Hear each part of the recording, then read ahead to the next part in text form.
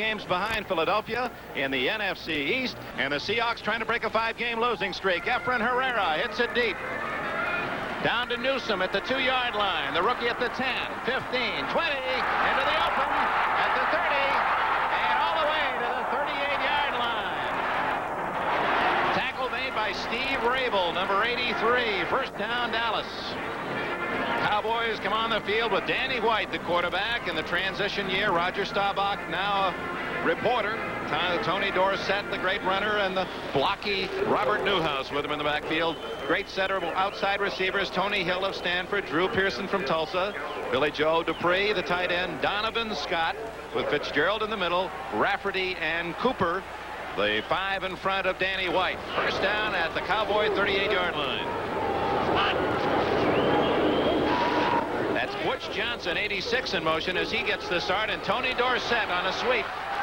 And he's pinned in and ridden out of bounds by 22, Dave Brown, the veteran from the University of Michigan, having his best year in the NFL.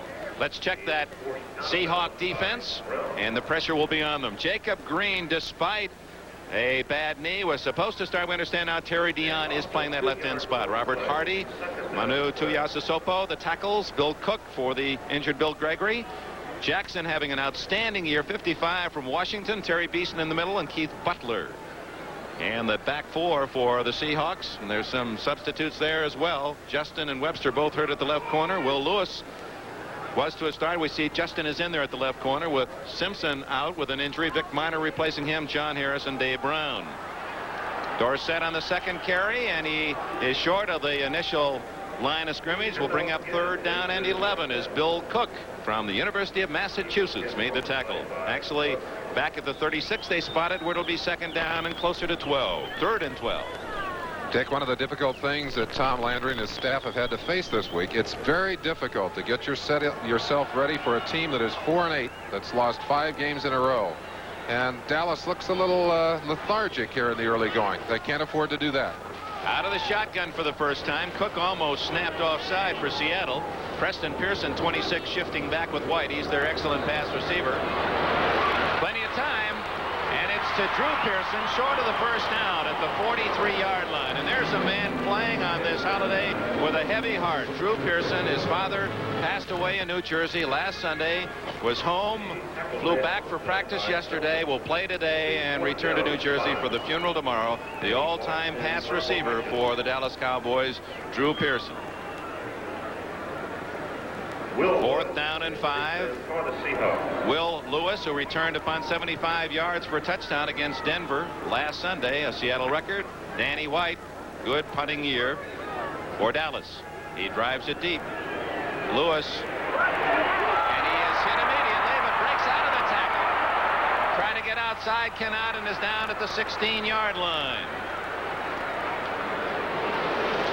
Guy Brown, 59, had a shot at it, but couldn't bring him down, and it is a first down Seattle at the 16 after a 46-yard punt and a 7-yard return. First down Seattle's initial possession. Zorn, the left-hander. Quick out, complete to Largent at the 22, and Largent has a Seattle first down at the 27. Steve Largent, what a receiver he is. That's his 47th catch of the year. Defensively for the Dallas Cowboys, Too Tall Jones really has had 3 outstanding games back-to-back. Larry Cole, the touchdown against Washington last week. Randy White, the best of the Cowboy defenders, and Harvey Martin, great pass rusher. Hegman, Brunig, and Lewis, the linebackers. And we'll give you that deep 4 after this play. First down. From the 28, it's Jodat. He hits out to the 30-yard line, short yardage. Now to complete the lineups for you then, the defensive backfield for Tom Landry's Dallas Cowboys.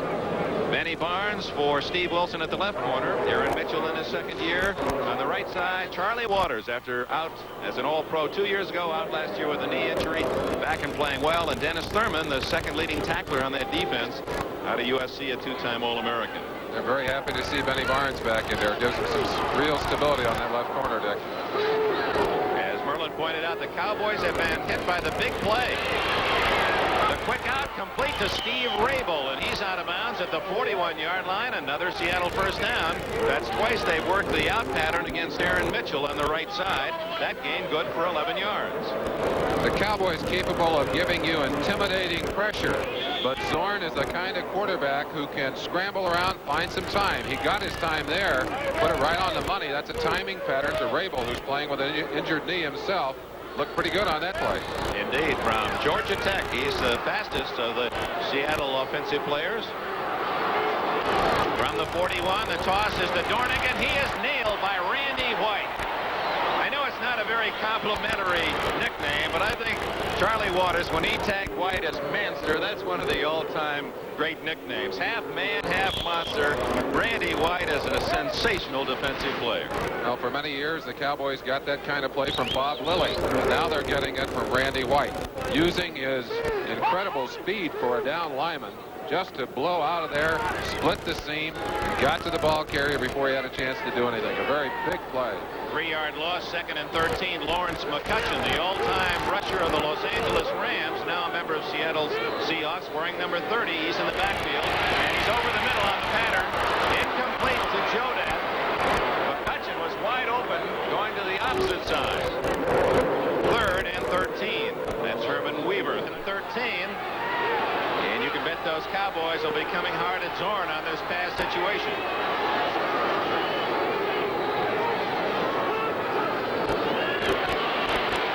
Zorn complete to Rabel, close to a first down at the Dallas 49. He's short. It will depend where they spot the ball. Now I think they're gonna clip him a little short. He is in Dallas territory, about a half-yard shy of the first down. Here it is again. We've talked about the pressure that the Dallas Cowboys can put on you. You see Harvey Martin, 79, coming from the outside. A zipper thrown to Rabel.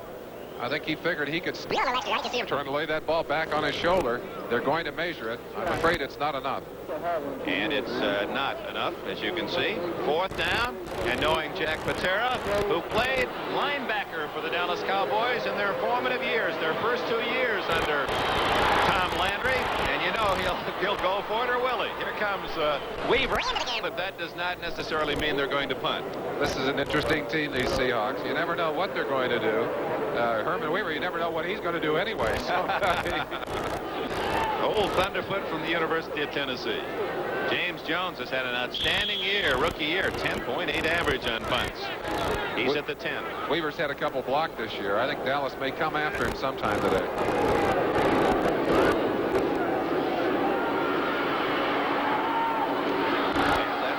That's an upset in itself. He kicked it.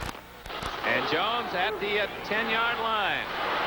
Hit at the 15. Good coverage by Seattle downfield. Number 82, Mark Bell. A 40-yard kick, a 5-yard return.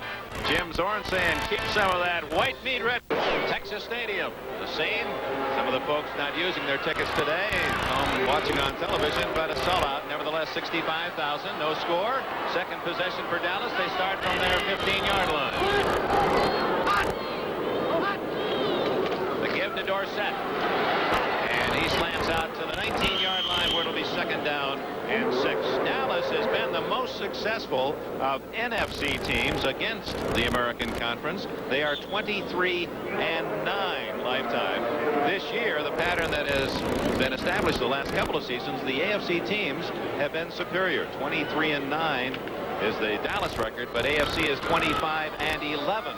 Against the NFC so far this season, but Dallas the one team that has upset that trend.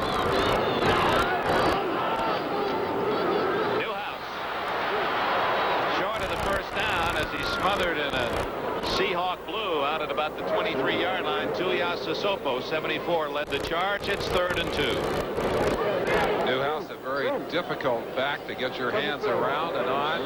Low center of gravity, powerful legs, carrying that ball in the combat zone with both arms. But look how many blue shirts are swarming over the top of him. Early going here, Dick. The Seattle Seahawks much more inspired for this game than are the Dallas Cowboys. Dallas and Seattle, of course, both playing Sunday, a short week. To ask you what that does to a team. This is 3rd and 2. Jay Saldy, second tight end, is in the game, and he's in motion again. Newhouse, first down as he spins out to the 30-yard line.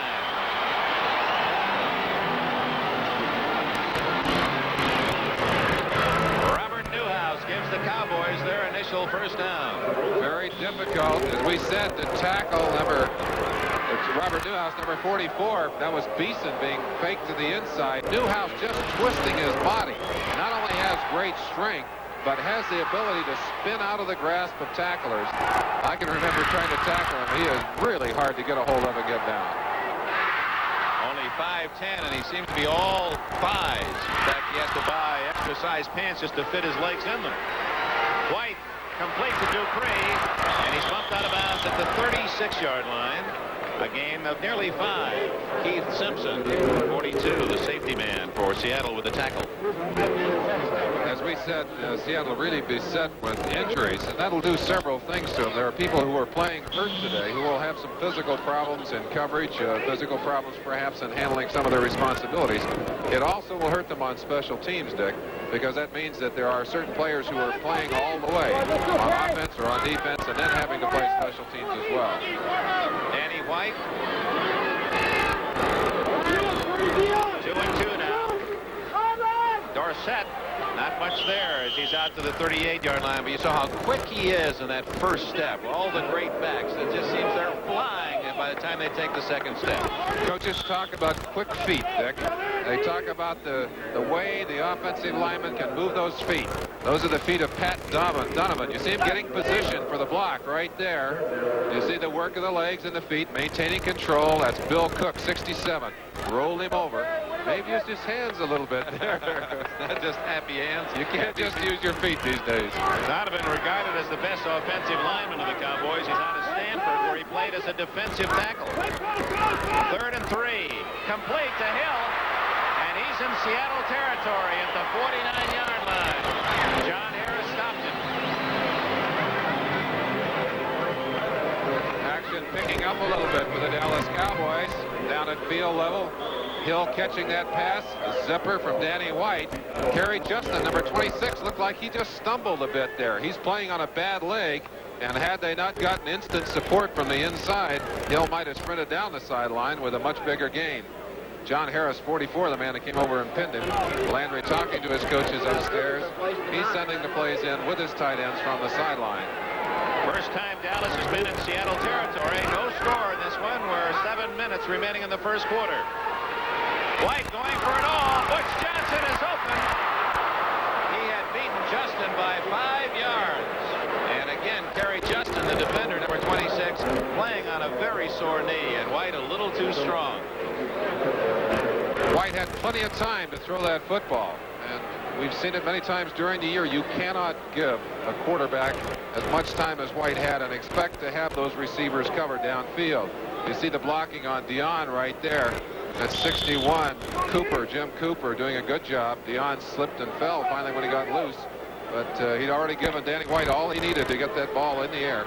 A little too strong, maybe a little of adrenaline pumping when he saw him pop open. Talk about strong. How about that finish by the Chicago Bears today?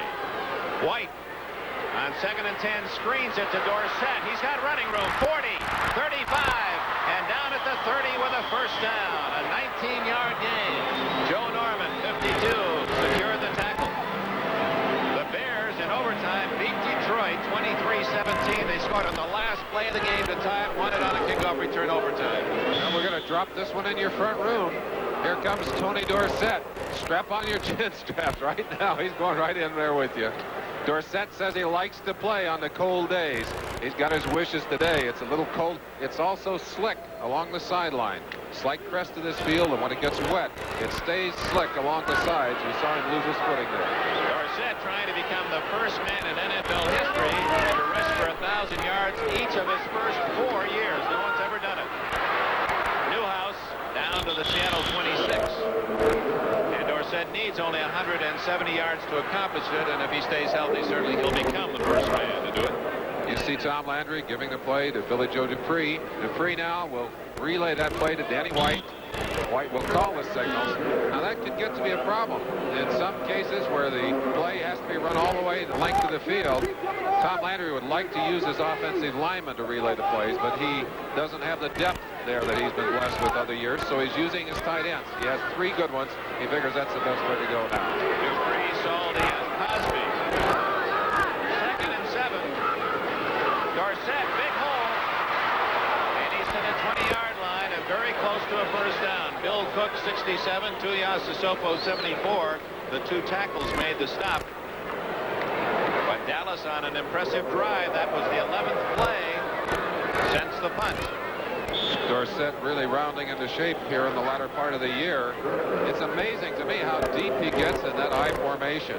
But of course the secret to the I is letting that runner have the options of seeing those holes open. He really runs the daylight. It's the old Lombardi philosophy personified. And Dorsett did a good job with it there. From the 20-yard line, Dorsett out on a wing. Now he shifts back.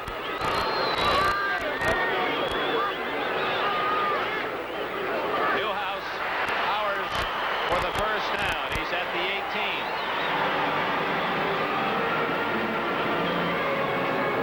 18. Newhouse from the University of Houston, and his kid brother John is a senior running back with the Cougars this year.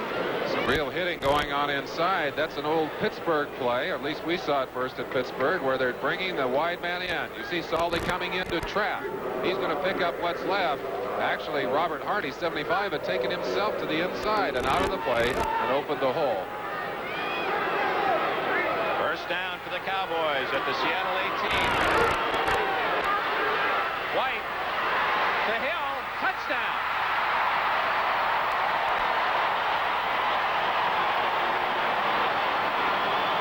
Tony Hill, 6th touchdown of the season. Tony Hill's a big play man for these Dallas Cowboys. We said it earlier, you cannot give Danny White this amount of time. He does not have any pressure, fires it up, puts it right on the numbers, and Hill just outstriding the injured Keith Simpson. Keith Simpson, he had no chance on it. Good throw, and the thrill. Tony Hill with a touchdown. Try for point by Raphael Septien. Charlie Waters to hold.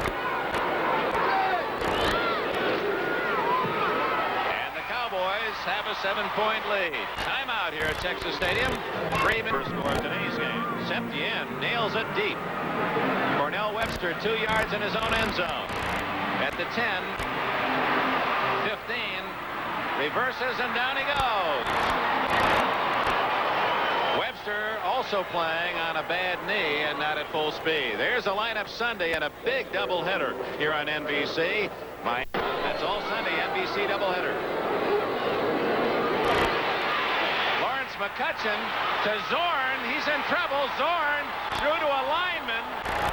Number 61 is not an eligible receiver, Tom Lynch. And that play had trouble written all over it because the Cowboys had it well scouted. Obviously a flea flicker. McCutcheon throwing back to his quarterback. They wanted to get it deep, but his arm was hit just as he threw it. And Zorn had no time to operate. Flips it out of there. It's going to be called a safety because Zorn was in the end zone when he intentionally grounded that football. Patera out for definition on that play. But the official says no. When you have a penalty called on you, intentional grounding in the end zone, safety. The spot of the foul is in the end zone. Automatic safety.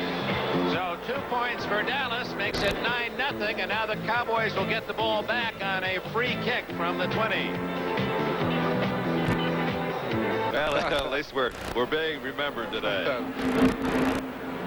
High free kick by Weaver. Jones at his 35, 40, 50, and to the 49-yard line. Let's go back to the safety. There is a gamble when you play that wide-open football. This time the Seahawks lost. You'll see McCutcheon's arm being bumped right there. The ball flying loose. Zorn has no time now.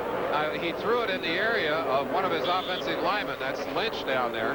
But the rule is much tougher now. You just can't throw to a jersey. You have to throw in the area of an eligible receiver. And as we said, the spot of the foul was in the end zone.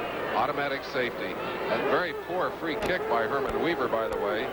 Without the pressure, he should have been able to boost that ball 70 yards. Got down in a hurry, didn't turn it over. Dallas not only gets the 2 points, but excellent field position at the Seahawks 49. 9-0 Cowboys. Late in the first quarter, deflected, incomplete. Joe Norman was was drifting back in pass coverage, did not see that ball that was deflected at the line of scrimmage, and it was right at his feet. Norman a little upset with himself. You'll have a chance to see it here. Pressure from the inside. White gets the ball bounced. I think it's Robert Hardy. No, Dion, 62. They got his hand up in front of that one. Watch 52 Norman. That ball drops almost in his hands. Had he seen it just a little sooner, they might have gotten the turnover. Larry Cole, they had a great picture in Dallas. He had his eyes closed when that ball fell in his lap against Washington and took it for a touchdown. I'm going to comment on him a little later. He's a character. 2nd and 10, Dallas. Dorsett. What a cut. And he's to the 42-yard line. The patience of Dorsett. Even though it appeared there wasn't much there, he waited for a little help, made his cut, and turned what appeared to be maybe a 2-yard gain into an 8-yard carry. Tony Dorsett has great vision and great control, great body control. Watch him anticipate. That's Butler jumping over the top. Dorsett lets him jump, just cuts in underneath him. Tremendous body control and the ability to read those blocks and read the openings. That's what makes him the incredible back that he is. 3rd and 2, Dallas at the 41.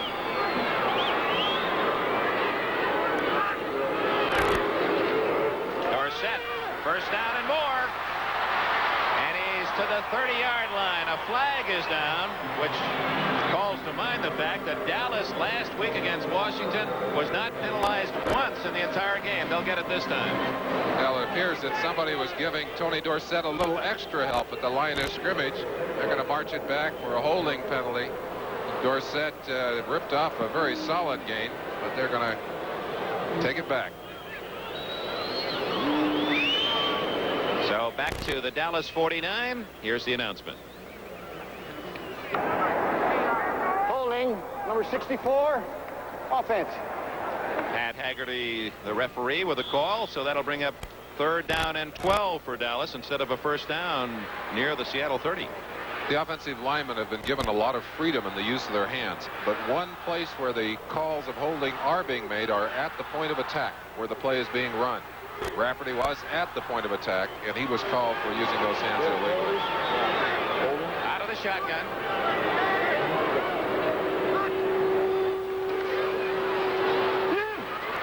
That's Tuiasosopo chasing White, and he can't get him, and White goes out of bounds at the 43 of Seattle.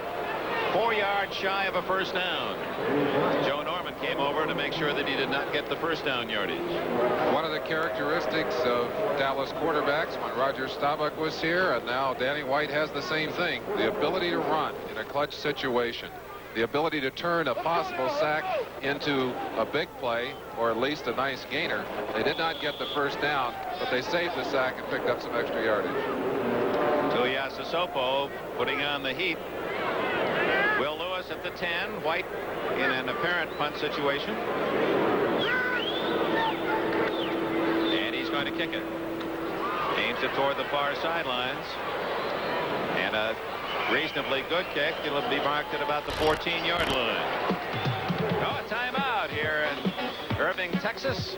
We have 2. That's the true Texas spirit. And that fella got the whole message, didn't he? The blimp out of El Paso.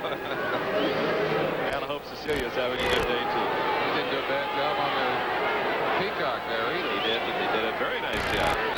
14-yard line, first down Seattle. They trail Dallas 9-0 late in the first quarter. Zorn to Dornick, and he's out to about the 20 or 18-yard line. Merlin, I think it's appropriate that we mention what a tremendous loss it was for the Seattle Seahawks to lose Sherman Smith in the 3rd game of the season. He meant so much to the offense. Well, these Hawks have had 2 great running backs disappear from the lineup. Sims last year and now Sherman Smith. And that really hurts a team. When you take 2 quality runners out of their program, they were already shallow in that department anyway. They have really been hurt by that. Be like Dallas losing both Newhouse and Dorsett. 2nd and 7.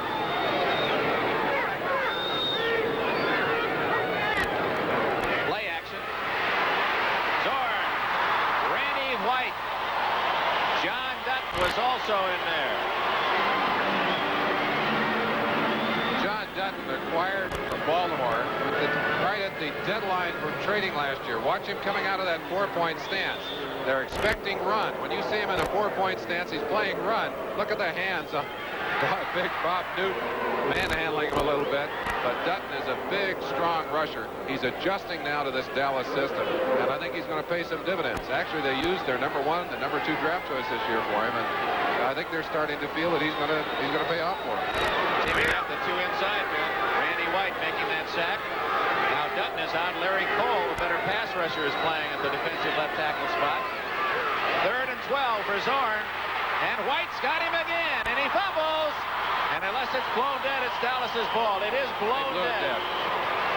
That's one place where the ruling of in the grass above actually helps an offensive team. A quarterback who has the ball shaken loose after he's in control of the defensive man. Whistle is already blown. No fumble. Zorn, no time. Watch 54, White. As Merlin pointed out, what a combination. White, tremendously strong and also very fast. Weaver's kick is short. 43, Jones. 40, 35. He's all the way to the 31-yard line. And Dallas doing a great job of containing the outside rush of Seattle on the special teams. Obviously, in that case, Seattle very worried about pressure coming in. They did not have competition. Then some of our nation's strongest men gather for the U.S. Powerlifting Championships, plus the final round action, Legends of Bowling. That's this Saturday on NBC Sports World. Ron Springs, number 20, teaming now with Dorsett.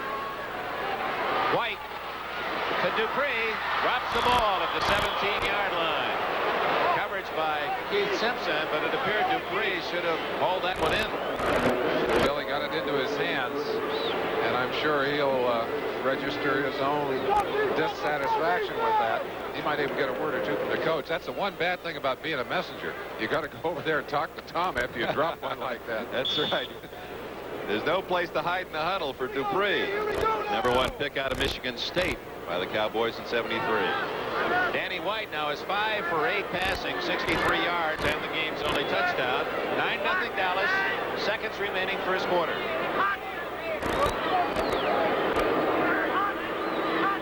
Second and 10.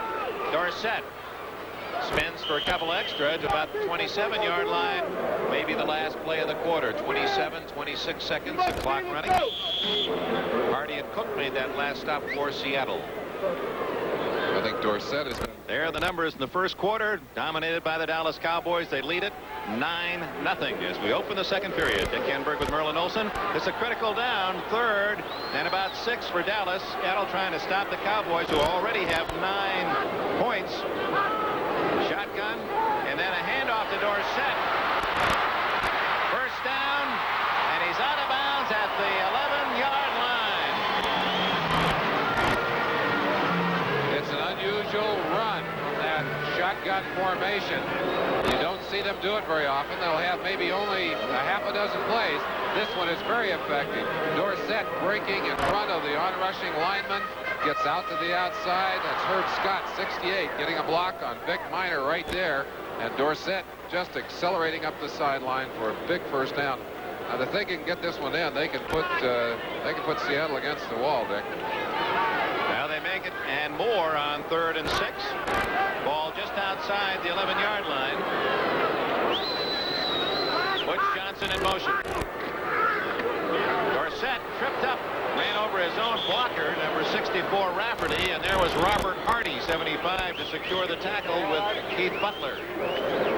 Tom Landry, the dean of the NFL coaches, and if he wins today, will pass Don Shula, at least for a few days anyway, as the 3rd winningest coach of all time, behind the legendary George Halas and Curly Lambeau.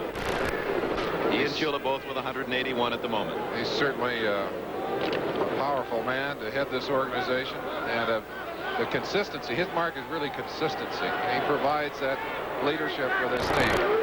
Second down and 12. Wide open, Dupree, touchdown.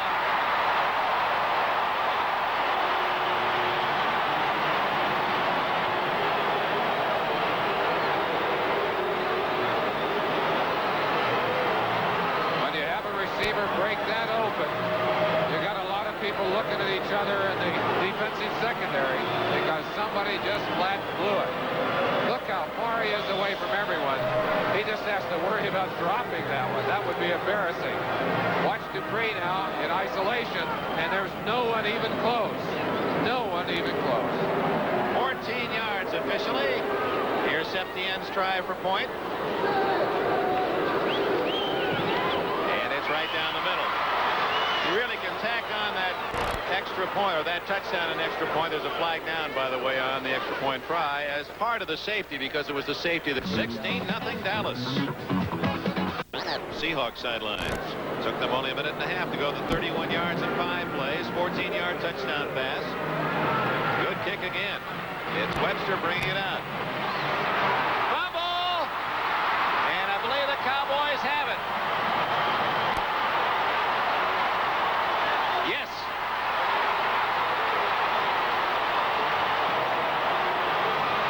It appeared to be Doug Cosby, number 84, who picked up the loose ball, and everything going the Cowboy direction. Well, it's real disappointment on the other sideline. Get a look at Dickinson coming down there. Gets a good shot right there. Arms across, strips the arms away from the football. Ball rolling free. Picked up there by Dallas. They've got excellent field position, a chance to get their 3rd touchdown on the scoreboard in the first half here. Now the Cowboys, who started their last drive from the Seattle 31, begin this time from the 19, leading 16-0. Dorsett caught in the backfield. Good defensive play by Terry Dion, a 4th-round draft pick out of Oregon by the Seahawks this year. He's a Seattle area native, playing his pro ball near home. We talked about the injuries that have beset the Seahawks team. Dion playing in place of Jacob Green, their fine rookie, who has had a good rookie season, and certainly provided the Seahawks with some of the pressure they need on opposing quarterbacks. But he's not in there today, and they're missing him. Well, they've both starting defensive ends out, and the starting left cornerback, Will Lewis, a rookie, playing out there, and White's been picking on him. White, wide open, springs. Oh, look at him break tackles, and he's down to the 7-yard line, and a first down.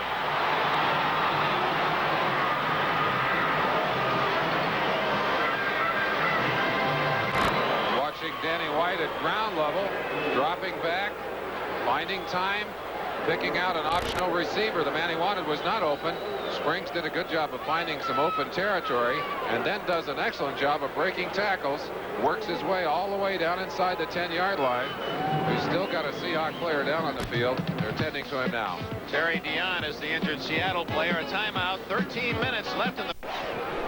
Dallas Cowboys leading 16-0. 1st and goal at the Seattle 7-yard line, and now Seattle is down to only 3 healthy defensive linemen. They have only Hardy, Cook, and Tuiasosopo left. The 2 starting ends, Green and Gregory, are out, and now so is Terry Dion.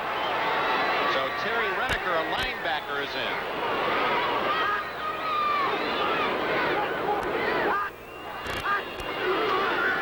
Dorsett.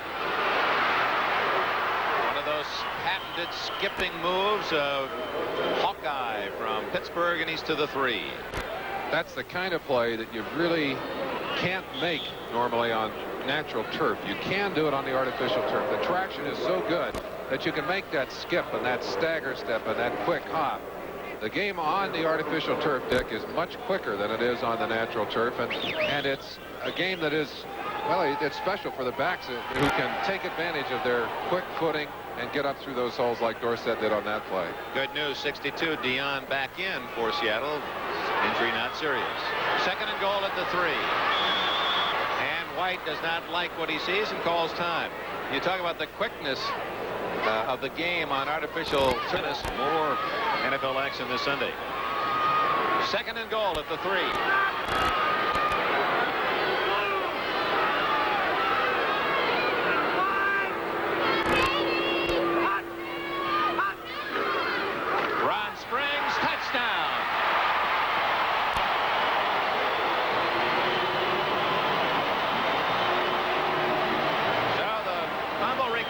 a kickoff becomes a short drive, and the ex-Ohio State star Springs scores. Same kind of play we saw earlier with the tight end acting as a flanker. You see him coming in to trap, actually, from the outside. A very difficult play to defense against. Excellent blocking on the line of scrimmage. You get an idea of the kind of power there. That's Cooper, 61, blowing his man aside. Springs using his own kind of power to blast into that end zone. Septien trying to tack on the extra point.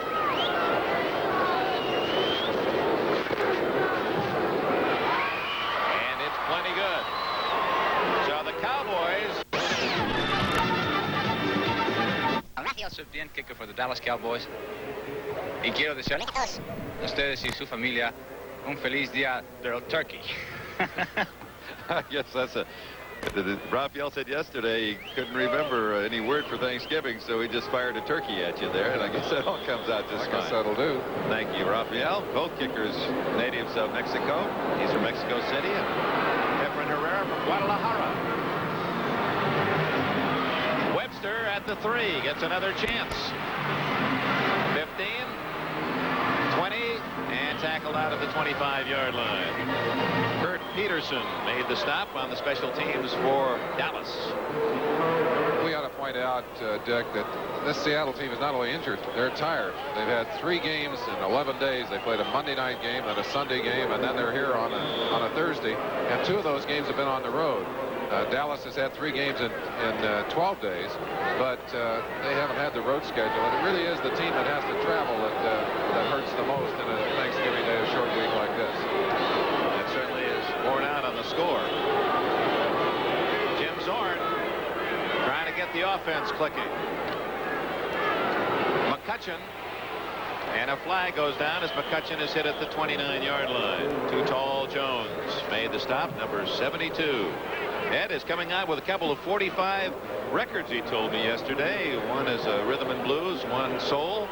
They say he's the B.B. King of the Dallas Cowboys. I'll tell you one thing, he beats a tattoo on some of those offensive linemen. He's a part of a very intimidating kind of a physical rush. The Cowboys at one time, Dick, were not a physical team. Holding 72 offense. They were a team that really specialized in finesse kinds of plays, and they wanted to trick you. And they were very good at it. But Landry, I think, changed his thinking some. And he's gone now to players who are very physical, and they'll stand toe-to-toe with anybody in the league now. And Landry himself has been concentrating on coaching the defense this year. He feels that's the key at playoff time. Zorn, look at Martin after him, and Martin's got him.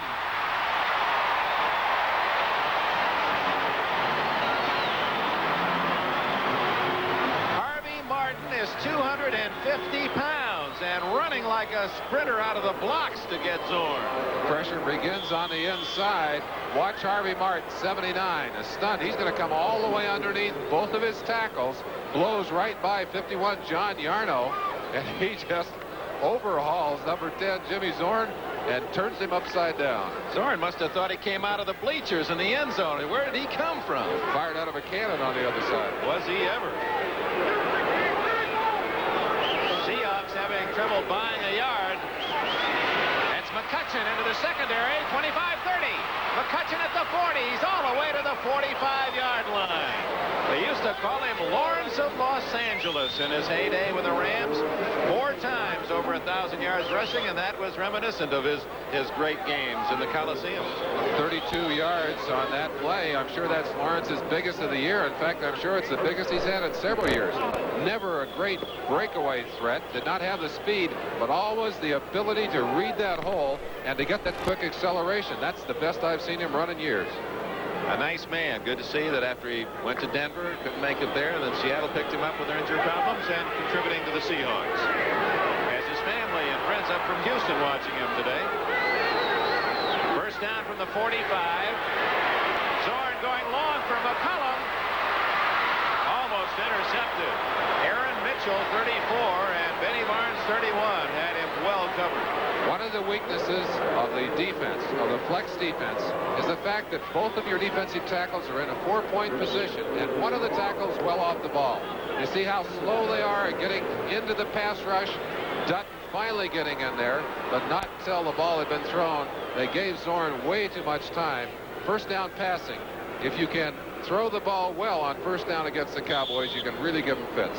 Well, that flex defense, we'll watch for that. You can tell the one tackle will be in that 4-point stance and off the line of scrimmage. The game develops something maybe you can help educate us as to how that flex works.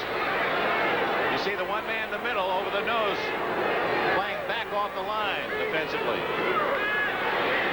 Zorn on 2nd and 10.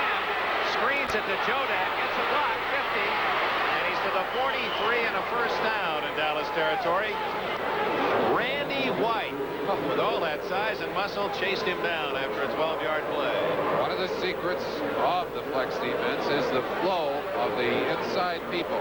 And Randy White shows you exactly what flow and speed can do. He's running with a running back there and pulling him down from behind. Randy White has to be the fastest, at least the fastest regular playing defensive lineman in the NFL. Watch him pick up ground right there. Well, you didn't see it. You did see it in the other shot. Back to the live action on first down at the 43. Cowboys well in front, 23-0. Joe Dad a small hole to the 40-yard line. People forget, Merlin Olsen, that Randy White's first year after a #1 pick out of the University of Maryland, he played middle linebacker and then shifted into a more comfortable position on the line as he played it as an Outland Trophy winner in college. Of course, the Cowboys visualizing him knocking everyone all over the field from that position. They have admitted since that time that that was a mistake. Had they let him come in and play in the defensive line where he was comfortable, he would have been productive very early and would have had a much more productive career here in the Dallas area. 2nd and 7 from the Dallas 40. McCutcheon. Oh, does he get a hit from John Dutton? A #1 pick himself by Baltimore as an All-American from Nebraska. 78 Dutton. Dutton learning how to play on the inside of that flex defense, and it is very complicated. Offensively and defensively, the most complicated system in football. See how he's off the ball? Very difficult to get to him and block him one-on-one. He can take the quick step. He gets position. And you see what he does with it right there. Meets McCutcheon in the hole, takes him over backwards. That's just about a perfect picture tackle. Dutton is out, passing situation. Larry Cole in 3rd and 4. Zorn a quickie, complete to Largent, and Steve Largent has a first down at the Dallas 29. Tackle made by Steve Wilson at the left corner. His dad, most folks know, T.D. Tommy Wilson with the Los Angeles Rams back in the 50s, and Largent himself, a great athlete.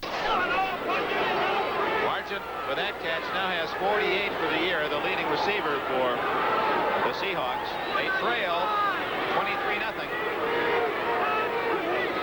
Good drive by Zorn. Incomplete. Well covered was Largent. And Zorn had to dump it. I think Jimmy Zorn is going to tell Largent, look, if you had that one in your hands, you were going to get killed. Sometimes quarterbacks do their receivers a great favor by throwing that one short.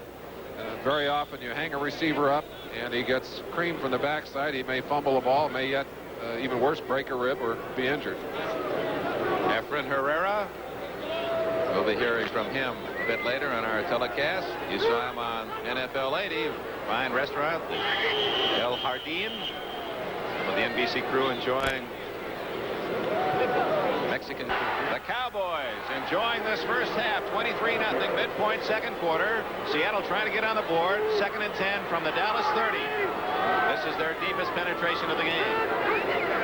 Safety blitz. Zorn out of bounds. Will they rule it a catch? Knocked out of bounds, or they're going to mark it a completed pass at the 21. He was knocked out of bounds. Rabel, the receiver. The ruling there, and the official is right on the sideline.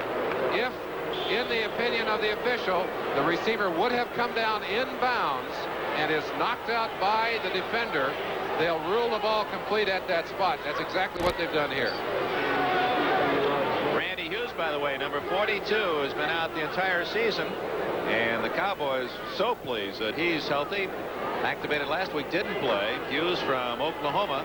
Now key member, good size at 6'4" in that secondary. Jack Patera watches a 3rd and 2.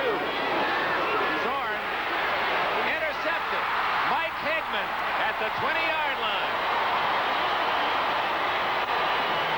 Credit for that interception has to go to Harvey Martin, number 79. Zorn saw him break to the inside and can outrun most defensive ends. But when Harvey turned back up, he knew he couldn't outrun him. He snapped that pass off and threw it right into the waiting arms of a defender. Hegman's first interception of the year, only the second in his career. Largent down there waiting for the ball. A mistake on his part. He needs to come back to that football. Hegman just sliding in front of him. He doesn't do his quarterback any favors when he waits for that one to arrive. So Dallas stops Seattle. 7:15 left in the first half. That's Ron Springs out for about 4 yards. Second down and 6. Hegman, by the way, the man recalled 2 years ago in the Super Bowl. He and Thomas Henderson collaborated in the play against Terry Bradshaw, and Hegman came up with a football and ran it in for a score. Big thrill in his pro life. A much quieter person than the man he replaced. Everyone is quieter than the man that he replaced. 2nd and 6. Dorsett. Beautiful move, and he dives close to that first down. Keith Butler, the last man there to stop him, along with Keith Simpson for Seattle. You talked about patience earlier. Watch the patience of Dorsett as he waits for that opening coming to the outside. He starts inside to set up the run, breaks out on his own, and finally sees a little room there, puts a fake right there on Simpson, and dives for the extra yardage, which he was able to gather up for a first down. Dallas would like to move on down. They really have had control of this game virtually in every phase of the game during the first half. Ball at the 30, a first down. White guns it. Johnson. Incomplete. Boy, Johnson taking quite a lick and almost held on to the football. Will Lewis, 41, playing for the injured Terry Justin and Cornell Webster. There to make the play. He's from Millersville State of Pennsylvania. The mighty Marauders back there in Pennsylvania, and done quite a job as a free agent pick for Seattle. We talk about quarterbacks not doing receivers any favor when they hang them up. I think Danny White kind of hung Butch up on that one, put it behind him, and in fighting to get that ball, he opened his whole body to the defenders. They really gave him a rap. Sure that Bryant will have highlights of that exciting Bears win over the Lions. Quite a comeback for Chicago. Overtime win. Dorsett cutting inside, tripped up by Bill Cook. Dorsett, even after the hit, made about 5 yards from the contact. It's marked at the 32 and will bring up 3rd and 8. I could hear Jack Patera roaring all the way from the sideline. Terry Beeson is the injured. See, jump right there. He just came down, twisted that leg. You see him grabbing the ankle, but it appears to be all right. 3rd and 8 for Dallas at the 32. Out of the shotgun. White has time. And caught from behind at the 27-yard line by Terry Dion. Good play by Dion, just as White had open running room ahead. So one of the few times in this first half, Dallas will have to relinquish the football. Seattle Seahawks, not a team that blitzes you very often. They get the blitz here. Butler at the top actually kind of stopped on his way in, and had Dion not come from behind and gotten a piece of White, he might have gotten away from the blitz and gotten that ball off, or at least run for some yardage. Well, Lewis will take White's punt. He's standing at the 30. Lewis at the 34. And down at the 38-yard line. Kurt Peterson, again, making a big play. He is a rookie out of the University of Missouri. This Sunday. Randy Hughes, the 5th defensive back in on 2nd and 10. McCutcheon at the 43-yard line. Hit hard. Coming up from the secondary. Randy Hughes. That'll bring up 3rd down and 5. It appeared that McCutcheon was going to get a lot more, but Hughes, a solid open field tackle. Randy White jumped to the inside. His speed actually took him out of the play, and he opened some room for McCutcheon. But a good defense covers its own territory. They cover for each other. They certainly did on that play.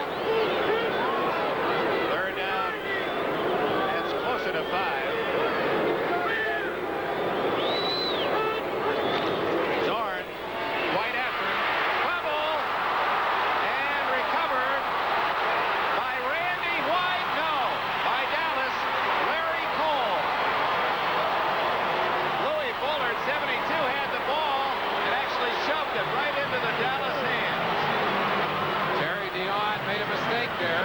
Tried to pick the ball up. He should have just laid on it. Too tall Jones, 72. He's in there before anybody has a chance. That's a gangbuster rush. Everybody in there. That ball is loose.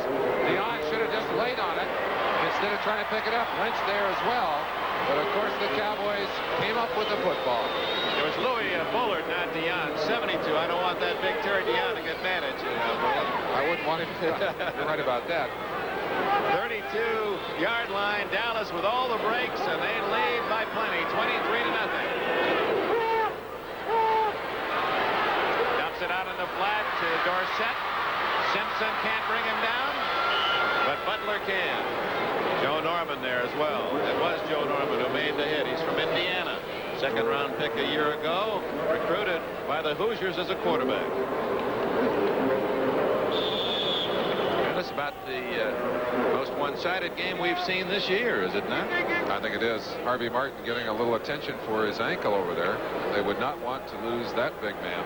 He leads them with sacks on the season, averaging about 13 sacks a year in his career. An amazing statistic. Very consistent. Had a year when he was hurt. Had knee problems and leg problems.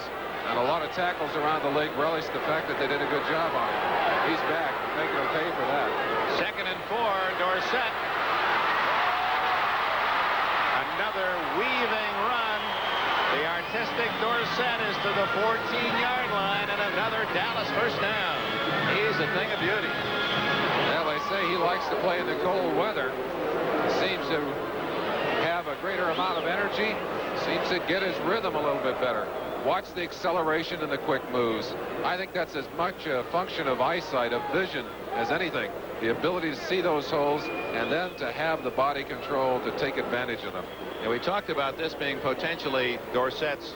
Yeah, they're working on another defensive lineman, Robert Hardy. Except for the incident where he dropped a mirror on his toe, he's not hurt that often on the field. And again, I think a function of good body control and good body conditioning.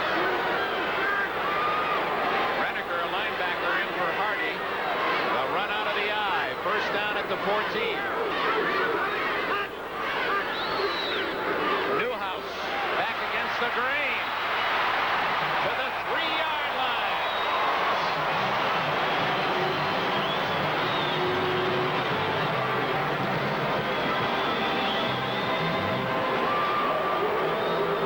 Bruce Thornton and the rest of the reserves for Dallas have to figure they're going to get a lot of action in that second half.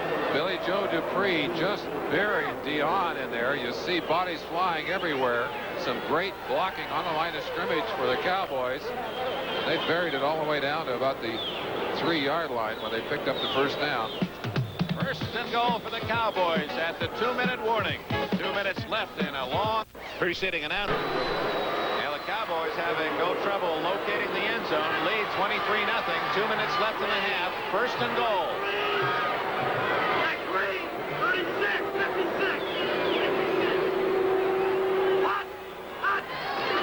Newhouse, touchdown.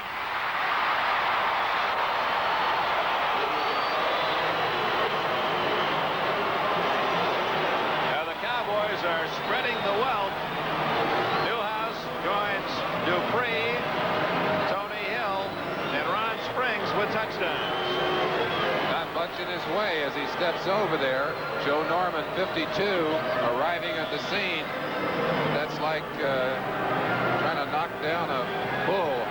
Newhouse gives him the shoulder, drags him into the end zone, picked up another 4 or 5 yards. You heard the signals being called by Danny White, calling the fake audible on the line of scrimmage. Septien back for the extra point. And Septien nails it. So it's now 30-0, and Jack Patera in a position 8th round. Al Hunter and Will Lewis are back, and that's Lewis out to the 10, the 20, 23-yard line. So Seattle, with 1:52 seconds left, will have a chance to get on the board. There are the drives by Dallas. You say they only had to put together one long drive. The second one, the 12 yards, 12 plays for a touchdown. The Seahawks have been their own worst enemies today in the way they have turned the ball over, given themselves problems. 3 touchdowns were drives of 31 yards, 19 yards, and 32 yards for Dallas. So that made it, Seattle's made it tough on themselves. Trailing 30-0. Zorn under pressure. Down he goes at the 25. That will not be a sack. As Larry Cole and Randy White. White making another play. All pro. Mom calls him Hunk. And boy, he has been all of that this first half. The big play last week by Larry Cole, number 63. Now we'll go back to the action. Zorn wants something here before the half. No huddle at all, and he's in trouble. Gets it away to Jim Jodat. That'll be, looks to be a first down out at the 33-34 yard line. Dennis Thurman making the tackle, and again Zorn just calling the play with an audible. 113, 112. Danny White, he's had a very comfortable first half.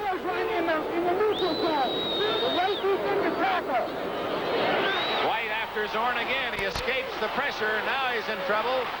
Just does get it away, incomplete to Jodat. Stops the clock with 59 seconds left. You're talking about Larry Cole, Merlin. Larry Cole, of course, grabbed a fumble caused by Randy White last week.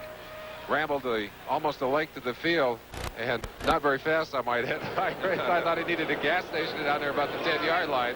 But they took him into the media luncheon here on Tuesday, and he said, well, after studying the game film, very difficult for me to be humble. He is a character. You talk about the irony of this game. That's his 4th touchdown by a fumble interception, all 4 against the Redskins. Tom Landry called him our galloping ghost. Weaver slaps one off the side of his foot, very short to Jones, and he's tackled immediately at the 35-yard line by Don Dufek, one of the great names from Michigan football history. And it'll be Michigan and Washington in the Rose Bowl January 1. Herman Weaver comes off shaking his head. He has not had a good day at all. 33 yards. Does not kick the ball with any altitude either. Kicking a line drive off the side of his foot on that last one. Yeah, we hope your holiday has been a very pleasant one. And I suppose, except for the fans, the ardent fans and good fans up in the great Northwest there, Seattle club is down by a big hunk, 30-0. But it's the kind of team that has bounced back time and time again in its 5-year history. And that's where Jack Patera is so solid. He doesn't show the highs or the lows. He's a man of great strength, inner strength. Dorsett. And he's out to the 46-yard line. Will Lewis and John Harris in the secondary made the tackle for Seattle. It's on a play like that Dorsett shows you the difference between an average running back and a great running back. Play designed to go to the left side. Dorsett cut it back, took it almost off the other tackle, actually finding his own room to run. And if you have enough speed and if you have the vision to spot those openings, you can make plays like that. 18 seconds, 17, 16 left in the first half. 30-0 Dallas. Dorsett again. And a flag goes down. That'll stop the clock with 9 seconds. Robert Hardy made the tackle. Training camp yesterday, Merlin. And Bruce Thornton, the reserve tackle, said, you know, Herb is really so happy, and he would never say anything himself. I think it'd be really nice if you passed along that information. I like that camaraderie. The fact here's a fellow Cowboy thinking proudly, with pride, about his teammate. Talk about family, and the successful organizations are good football families. One of the few times the Cowboys have been stopped as Newhouse tripped over that 35-yard line. And that will be the end of the first half as the Cowboys got all of the best of the servings on this Thanksgiving first half. At the intermission, it's Dallas 30, the Seattle Seahawks. And they come through to the end of the season at the same tempo that they started. I think it's easier for them to be ready for the playoffs, to have something left in that emotional gas tank than it is for a team like Philadelphia. Interesting point. Septien kicks it off to Seattle, and he's done a good job of delivering them deep all day. That's Will Lewis at the 2, to the 10. Oops. Reverses and comes back to the 14. And finally wrapped up by Dexter Clinksdale at about the 17-yard line. The official first half statistics should all be in Dallas's favor. Stats for you to see at home. Very one-sided, as you might expect, especially in the rushing area. 115 for Dallas, 93 yards passing, but obviously they didn't have to go far for those touchdowns. You see, too, the turnovers, 3 on the Seahawks side, very, very costly. Time of possession also favoring the Dallas Cowboys. New quarterback is Sam Atkins, a veteran from Wichita State. Atkins, who threw his first touchdown pass against Denver on Sunday. He gives to Jim Jodat, and Jodat out to the 24-yard line. You just wonder if maybe Seattle just said, hey, let's go out and pretend this game is 0-0, and let's just try to establish something. Forget the 30 points that Dallas has on its side. So Sam Atkins relieves Jim Zorn. And Atkins not starting in any better position on the field with his team than did Zorn in the first half. In the first half, Seattle had the ball 6 times, and the average position at the start of the drive was the 22-yard line. They begin this time from the 19. 2nd and 5.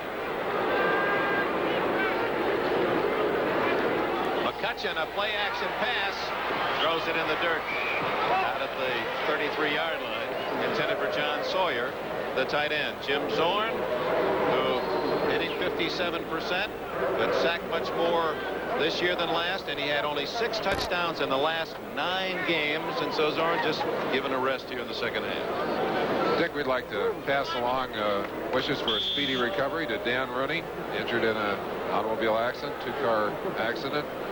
We certainly hope he's going to make a very speedy recovery. Good friend, president of the Pittsburgh Steelers organization, and I'm sure all those in and out of the game of football would like to say get well soon. Amen. Sunday 24. It's McCutcheon.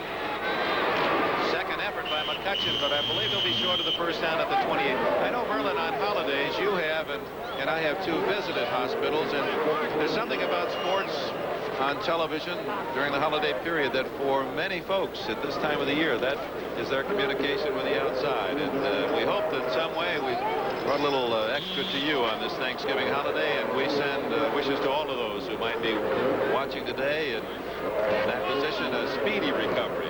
The Dan Rooneys and all the rest of you. We send our love to you.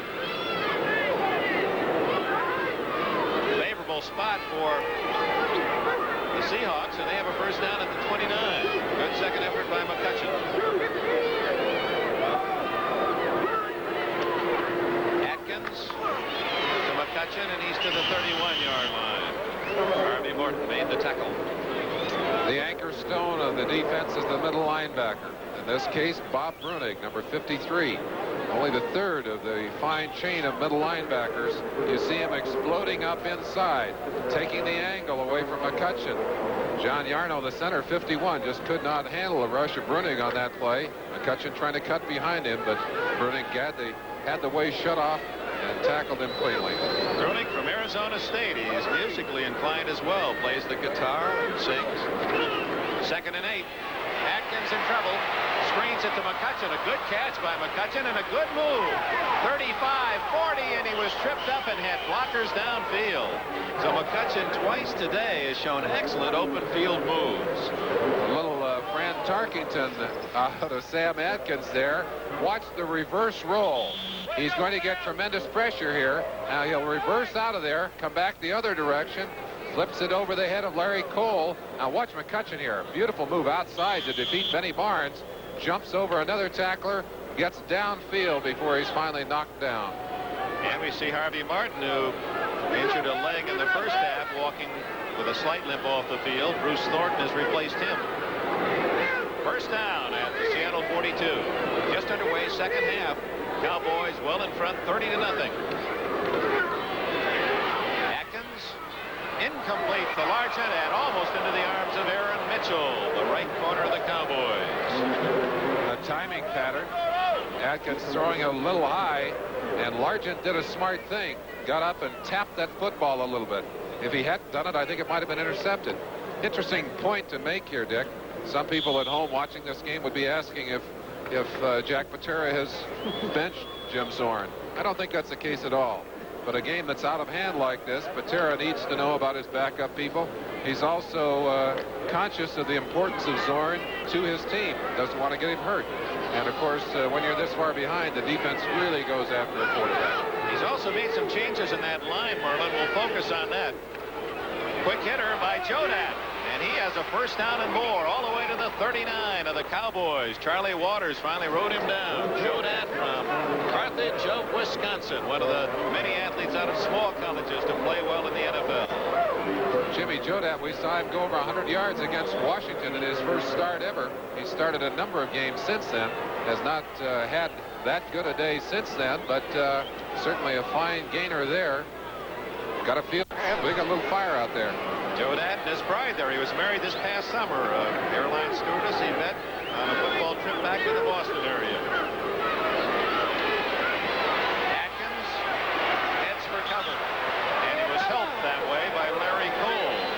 Larry Cole, who formed the Zero Club back a few years ago with Pat Toomey and Blaine Nye, and their credo was, "Thou shalt not seek publicity." Well, I He really understand. hasn't. I understand that Toomey isn't talking to him these days, though. After that touchdown, Toomey won't talk to him. But he really went out and got some he's publicity. got out. He's got the publicity now.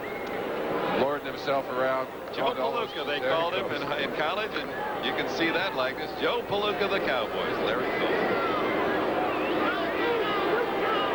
2nd and 10.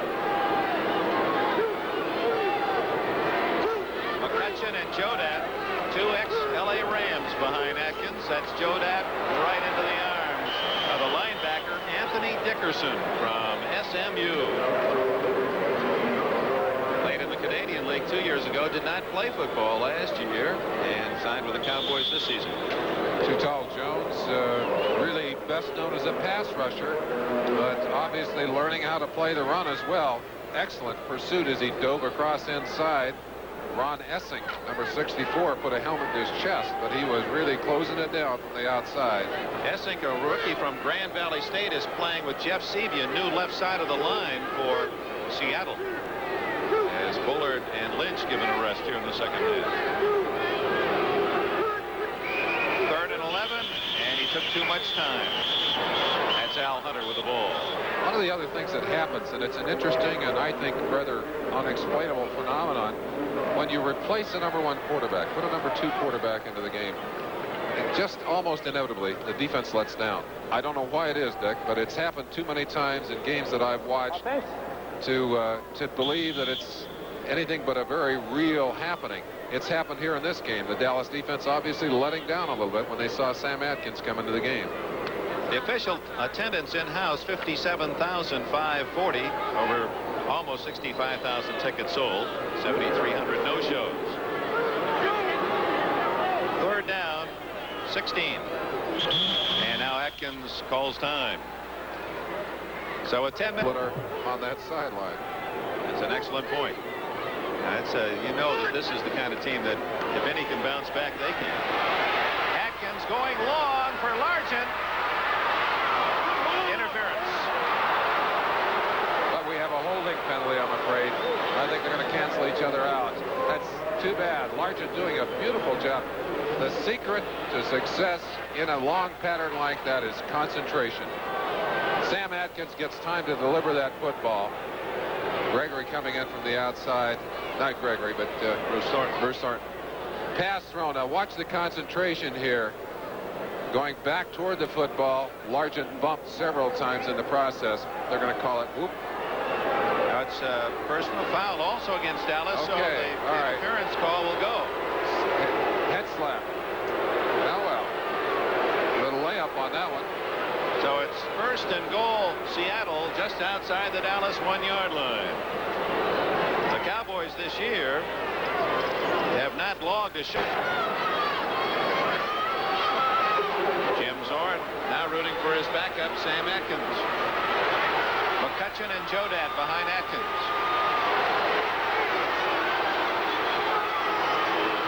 Jodat did not get in. Bruce Huther, 57. Bob Brunning, 53. Guy Brown, 59. All in on the tackle as Huther and Brown, two backup linebackers, seeing some duty. You don't measure in yards down here. You measure in inches. And these are tough inches to get against a team like the Dallas Cowboys. 2, 4, 6, 7 of them in on that tackle. So many stars on that tackle, you'd think it was midnight. 2nd and goal. Joe Dad squirming, fighting, cannot get into the end zone. You see Bruce Thornton playing official. No, he didn't. Obviously 4-down territory. A field goal is not going to do them any good down there. That ball should be bumped up almost on the end line. About a yard to go. Let's see how far he gets up in there. Joe Dad, strong, low to the ground, but he goes head to head with Thornton right there. They didn't allow that second effort, apparently, because he certainly had that ball right on the goal line. He reached it right in there, didn't he?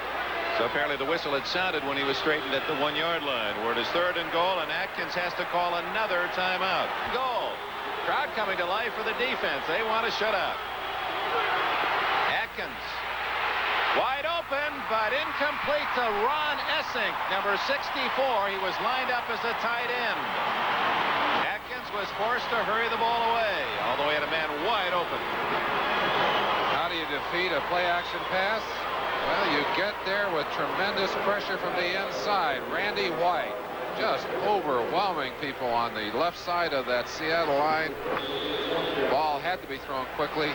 Essink was open, but there was no time to throw it. Well, that'd been a throw for him. Here's an offensive lineman playing as a 3rd tight end with a chance to get a touchdown on national television. Now it's 4th and goal.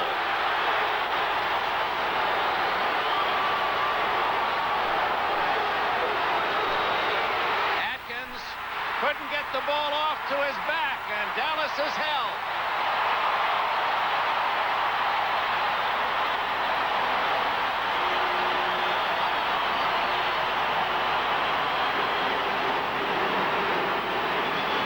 See the bobble right there. Atkins couldn't find the handle on that football, could not hand it off, and he is swarmed under by that Cowboy defense. 30-0. The Cowboys led at the intermission, and they've just stopped Seattle 4 times from just outside the 1-yard line. Dorsett to the 4, and it's one of those parenthetical questions. What else can go wrong for the Seattle Seahawks? The Seahawks have blown a couple of scoring opportunities in recent days from that close in, and that man right there, Jack Patera, very unhappy. Conversations about that particular series. Dallas has started 8 times with the possession of the ball, average place 47-yard line. It's the first time they've really started deep in their own end, and that's Dorsett sprinting out to a first down at the 12-yard line. Are you surprised at all that Dorsett would be playing in a 30-0 game? Here's a very valuable property. I am very surprised, and if he plays much longer, I'll be totally shocked. You don't want to lose a Tony Dorsett. This Saturday, NBC Sunday. Robert Newhouse at the 10. 18-yard line, call it the 19. And Newhouse had an open field ahead. You were off filming. I can't even. No, I can't talk about the. But the title of the show is The Hitman. The Hitman. And don't mess with me. Nor Robert Newhouse, who has a first down at the 24-yard line. Robert Hardy and Bill Cook made the tackle, or Sam Atkins talking with his coaches upstairs. Very often the quality of a back can be judged on what he does after he bumps into traffic, after they get a hand on him. You saw Newhouse demonstrating his running ability and the power in that stocky body. He pulls people with it. He's hard to get a hold of and hard to tackle. Just look at the thighs on that man. He's only has a 31-inch waist, but he has to buy 36-inch pants to get his thighs in there. Dorsett and Will Lewis, Jersey tackle on the sidelines, and that'll cost him 15 yards as he didn't let go. That's a rookie mistake. Well, obviously frustration, but that's not the kind of thing that endears you to a coach. He knew he was out of bounds. The intelligent thing, let him go. Watch it yourself. Dorsett taking the ball, he does this on his own. He just figures he can outrun everybody to the outside. Lewis does a good job, gets a hold of him from behind, and right there, just let him go. There's no purpose in that. Flag to follow. So it's It's a first down for the Cowboys out across their 46-yard line. We have 6 minutes and 18 seconds left in the third quarter. And it's been a Thanksgiving celebration for the fans of the Cowboys here in Texas Stadium today. Bob Big Newton from Nebraska, one of the blockers on the sidelines for Seattle. Newhouse and Dorsett behind Danny White. Whoa! And White got a real taste of 52, Joe Norman. Danny said, wait a minute, I don't think Roger ever did it this way.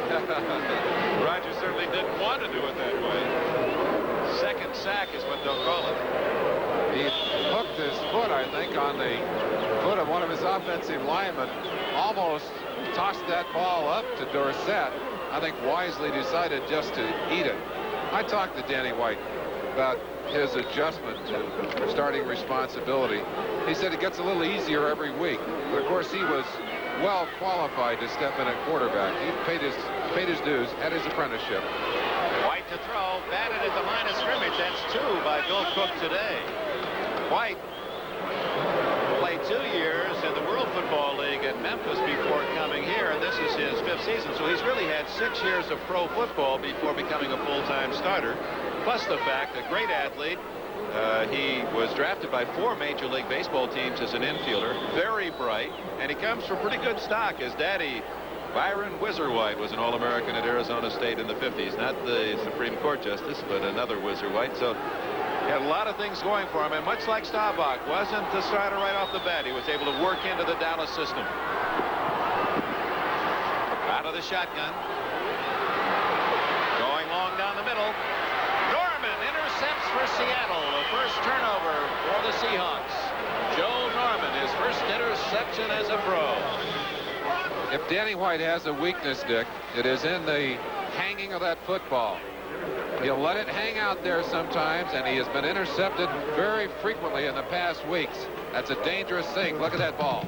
Hangs it up there. The linebacker runs under it. Pretty good drop by the linebacker. A very happy Thanksgiving. Look at that face. If you just tuned in and you knew the score well, see, now we tell you it's 30-0 Dallas, but if we just told you one team had 30 and one had 0, could you tell from Landry's expression who was leading? Well, he's just seen his team cough up the football on the interception. Sam Atkins gets another chance, but this time from back at his 27-yard line. Deflected and intercepted by Brunig. And Bob Brunig returns it to the 33-yard line. Well, Landry gets it right back. And while Danny White comes on the field, I want to correct myself. Wilfred is his father, not Byron. Atkins firing this one just a little bit low right there. Looked like Bruce Thornton maybe up in front of that ball. And they were teasing Brunig about his hands in the locker room. They said he's got 2 sets of feet. Well, he did catch that one, I'll tell you. He's got something to talk about this week. Boy, players are really brutal, aren't they? If you have any physical weakness at all, you just know it's going to be either your nickname or something they make fun of you for your entire career. Danny White to throw. Intercepted. So 3 plays, 3 consecutive interceptions. And that was John Harris picking off his 4th of the year. Well, I think that might bring another frown to the face of Tom Landry. One thing you can't afford to. Soon after this play, we have our NBC Thanksgiving football quiz coming up. So I know you'll want to participate in that. We got some fun. Atkins. With Jodat and McCutcheon behind him. To Largent, incomplete. All right, here's our visual. 2nd down and 10. Jodat. And he's with a good charge out to the 24-yard line, close to a first down. Jodat, the leading rusher for the Seahawks, and this is first year as a starter.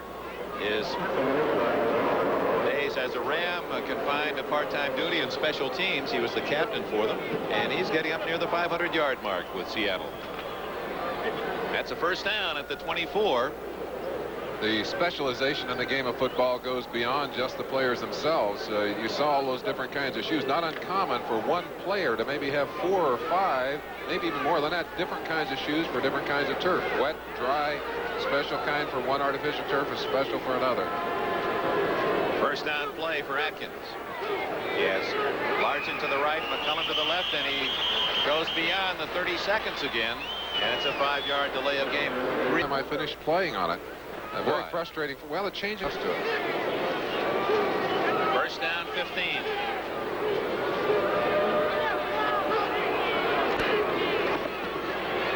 McCutcheon trying to pick a hole, and he finds one. Gets it out to the 30-yard line. Good job by McCutcheon.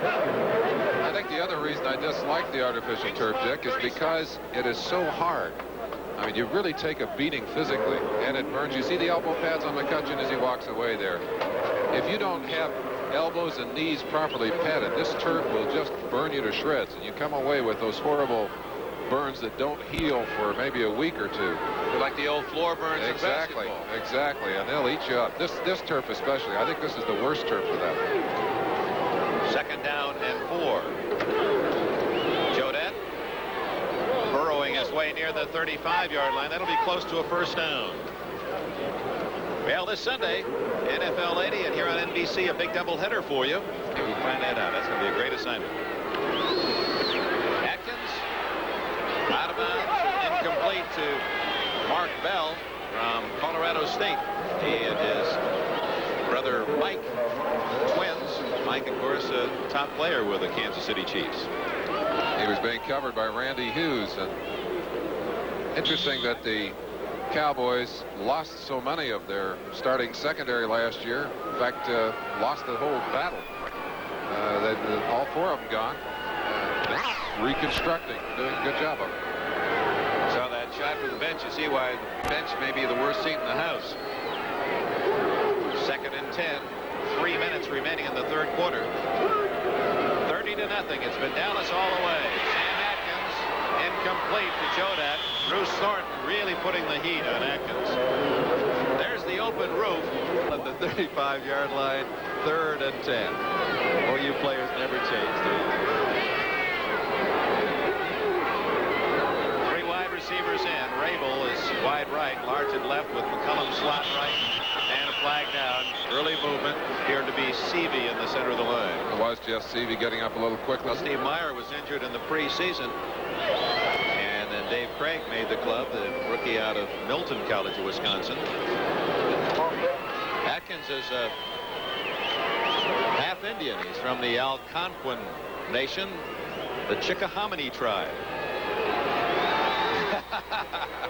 Boy, they still bust their buttons here, some of the fellows here in Texas. 3rd down and 15. Atkins running for his life, and too tall. Gets him at the 18. Thornton was there first. You get a quick glimpse at why Tom Landry was so concerned and upset when big number 72 said, "I'm going to be a boxer, not a football player." Well, he has returned to play the game of football in better condition than he left it. And he provides some added punch to this Dallas defense. The 6th sack by Dallas today. Weaver with Jones back at midfield. Good kick. The rookie Jones at the 36-40. Hit hard at the 47-yard line. Ouch. And the ouch was created by Ron Essink, the offensive line. 30-0 late in the third quarter. Ball at the Cowboy 47. And we still have Tony Dorsett in the game. With Newhouse. That's Drew Pearson in motion. And White's going to throw. Complete to Tony Hill. Hill, who had a touchdown earlier in the game. He's from Long Beach Poly High School out in California, the same school. He followed Gene Washington, broke all of Washington's records in high school, then went to Stanford after Gene Washington, now an NBC announcer, and broke all of Gene's records up there. You see that fine little move to the inside to freeze the defensive back, the break to the outside, ball delivered on target. Very difficult to break up a timing pattern like that. Unless you have a penalty. Unless you have a penalty. And the Cowboys did. Another note on Long Beach Poly High School, because they have another famed graduate, Billie Jean King, also attended that school. Well, the holding call makes it 1st down and 20, back at the 37-yard line. Question: can you believe there's still 2 minutes and 35 seconds left in the 3rd quarter?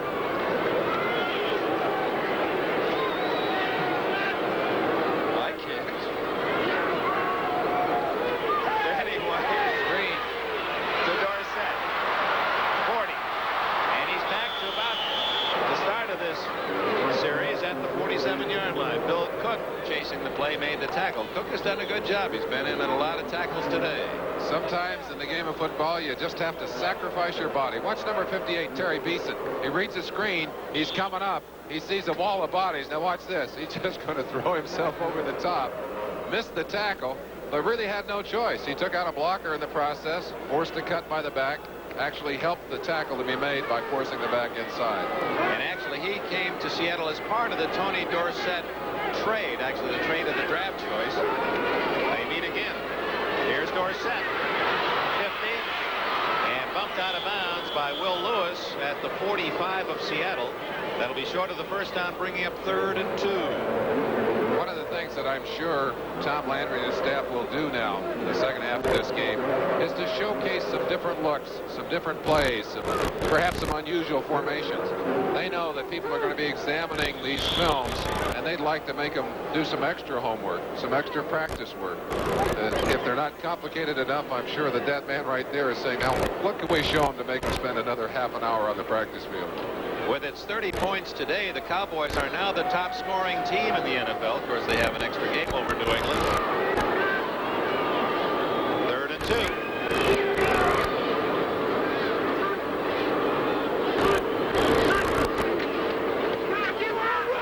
Fine play by Beeson, but Newhouse gets away, and Dave Brown, the quarterback, deep in the backfield of the Cowboys, makes the tackle.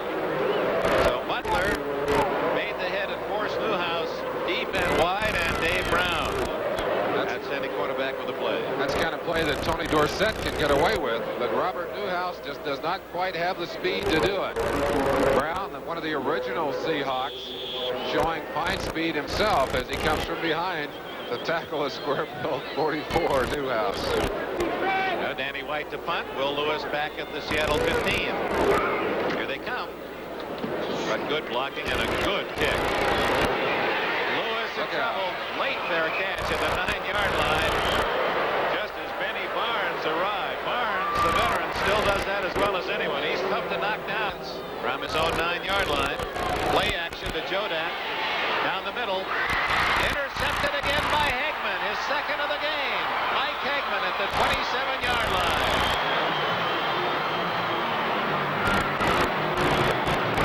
You that the Cowboys are the top scoring team in football. They're also the top team in taking the ball away. You get a feeling right there for what it must feel like for Sam Atkins. He was throwing out of a silo. Arms up in front of his face. Hegman getting a good drop there, reading the ball well, but the ball very poorly thrown. A pass that Atkins would like to pull the string on, and Yanks left in the 3rd quarter, trying to add to their 30-0 lead. There's been no scoring in the 2nd half. Dorsett and Newhouse split behind White. Here's Dorsett looking for a 100-yard day. And it takes half the Seattle team to stop him at the 20-yard line. And one of those awkward twisting moves, you just get fearful that he may be injured. You want to play a little defensive halfback?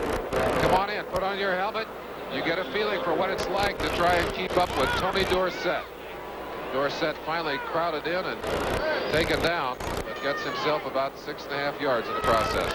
Dorsett now has his own company here in the Dallas area. He sells burglar and fire alarm systems. Well, he is an alarm when he has that football. 11 men start thinking 33. He'll steal some yardage off every too. 2nd and 4. There you go. Got it. Out of bounds at the 15-yard line, and that'll be the final play of the 3rd quarter. The Cowboys, Dallas 30, Seattle nothing. Got to the outside. Just And we'll be right back after these. Texas Stadium. Bob Trumpy, Mike Adamley also with us here in Big D area. Brian Gumble back in New York. It's 30-0.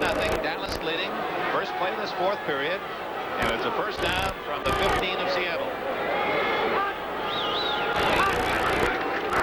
Dorsett. Is he slammed into at the 14-yard line. Dorsett looking for a 100-yard day. That should leave him shy by about a yard. Terry Beeson, 240 pounds of linebacker from Kansas, made the tackle. Came up eyeing that sideline marker. Wanted to see how much yardage. Wanted to see if it was worth that hit he took. You know, Merlin, if you look at the statistics through three quarters, and obviously dominated by Dallas, the Philadelphia Eagles have taken a lot of criticism, if you will, because they've beaten only one team with a winning record until last week. Well, Dallas has beaten only one team with a winning record, the San Diego Chargers. Newhouse to the 9-yard line. Will be 3rd and 4. And you wonder if they have been truly tested. Seattle has played 8 teams with winning records. Well, of course, the comeback to that is that there simply is no way that you get to choose your schedule. You're given a schedule. You play the best you can against your competition. And certainly, really, it's all meaningless once we get into the playoffs. We go into one-game seasons then. And whichever teams arrive and are lucky enough to arrive in the playoffs, then it all starts over. And I'm sure Tom Landry's greatest concern is keeping his people healthy and getting them in the right frame of mind to get into those playoffs. Even though they haven't been tested, I still have a feeling that they're going to be one of the prime candidates for a spot in the Super Bowl. 3rd and 4 to Hill, and that'll be interference against the rookie cornerback Will Lewis. And remember, this is the 3rd string cornerback. He's playing because Justin and Webster in front of him are injured. The quarterback, of course, is responsible for getting that ball right on target. Danny White knows that if he can put that ball over the top, he's looking over to the side. Kind of tipped that one off a little bit, didn't he? Oh, yeah, there you go. He's calling the up right there, right on the spot.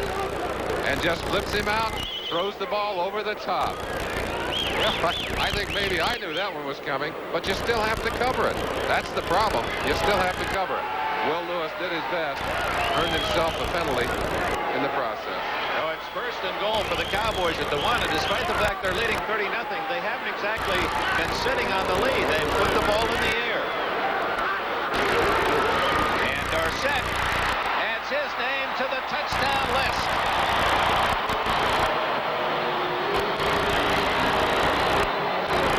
That's the 5th Cowboy to score today. Dorsett really slamming into the line, coming in at an angle. Not the best way to make that short yardage. You want to slide yourself shoulder square to the line. But I'm not going to tell Corey Dorsett how to run. He does too good a job on his own. And with that 1-yard touchdown run, he has an even 100 for the day. Job well done by Tony Dorsett. Here's the Cowboys, JR, trying the extra point. Jose Rafael Septien, and it's good. In fact, he named his new macaw. Bought that for his wife as an anniversary present. JR. Jose Rafael, and he's angry. He'll be back joining us soon. Fumble by Will Lewis. And he's down at the 14-yard line. And we got a clip, I think, too. Bill Rowe, a rookie, made the tackle. And Dorsett, by the way, with that 100-yard game, there's a penalty against Seattle, now has his 18th 100-yard game as a Cowboy. That's a Dallas record, breaking Calvin Hill's mark. I tell you what, now that they've put that lead in those handkerchiefs, they can throw them about 50 yards. We may have to have a contest. Len Carano warming up. See how far those officials can throw those flags. Len Carano, University of Nevada, Las Vegas, tuning up. Obviously, Landry concerned about his number 2 man. Wants to get the dust off of him, get him loosened up a bit.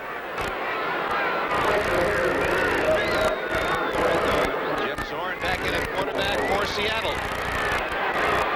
37-0.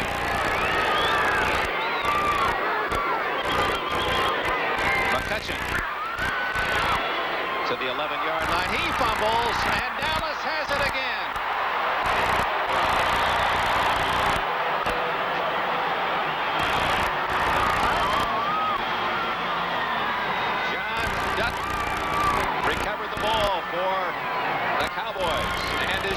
the same time. You almost put the ball in that shoe. And looking down at the Seahawks bench, as you watch the fumble by McCutcheon, players giving Jack Patera a very wide berth down there. You can draw about a 5-yard circle around Patera. Nobody standing in the territory. John Dutton obviously happy to contribute a little bit to a very one-sided effort. Glenn Carano. In his 4th year, he beat out Steve DeBerg in '77. DeBerg, now the 49er quarterback, gives to Dorsett. He's learned his lesson well. He knows where to hand it off. Dorsett has 6 more yards. Beeson and Simpson made the tackle. 1 pass. I'm sure that this year. I'm sure, Dick, that there are fans who are saying, why are they running that score up? But one of the tiebreakers that's used in the NFL is number of points scored. And it no longer is considered unfashionable or uncomplimentary or grinding it in or rubbing your nose in it to put the points on the board, since that is a legitimate thing to get in your pocket before the playoffs.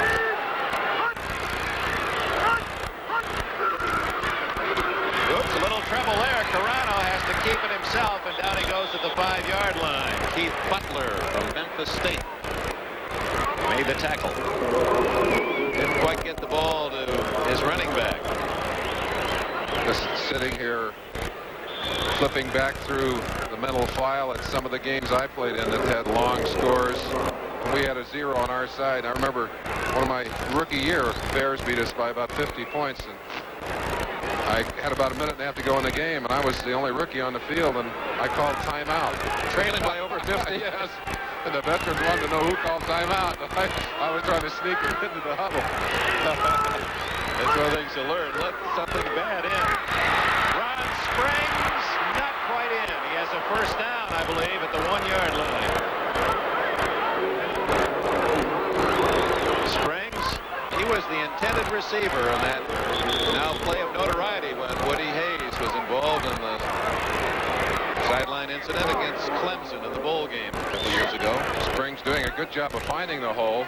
John Harris reacting quickly from the secondary. Got a good wrap on him. Kept him out of the end zone. I believe they're going to be awfully close to a first down. Giving 4 shots at it. Timeout. Timeout here in Dallas for some of the fans. First and goal.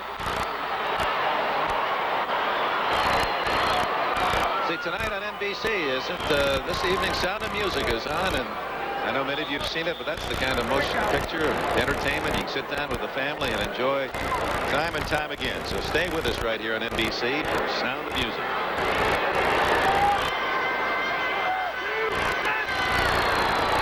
First and goal. Dallas leading 37-0. 12 minutes left. Springs. Ooh. Didn't make it. Did not make it. And to the credit of the Seahawks, they're battling Dallas despite that large deficit. Watching the tight end Jay Saul, the 87, who will go in motion out of that. We really have seen a transition for the tight ends. We can talk about that when we get some open plays here, Dick, but one of their jobs now is almost to act like a pulling guard, moving in motion back and forth, coming back into the inside as a trap blocker on that play. Saul, they're doing a good job on this short yardage offense for the Dallas Cowboys. Timmy Newsome and Dorsett are now the running backs. Newsome, a rookie from Winston-Salem State. That's Dorsett. And he has his 10th touchdown of the year. And a flag. In fact, there's 4 of them dotting the end zone. I guess it had to happen. A lot of frustration.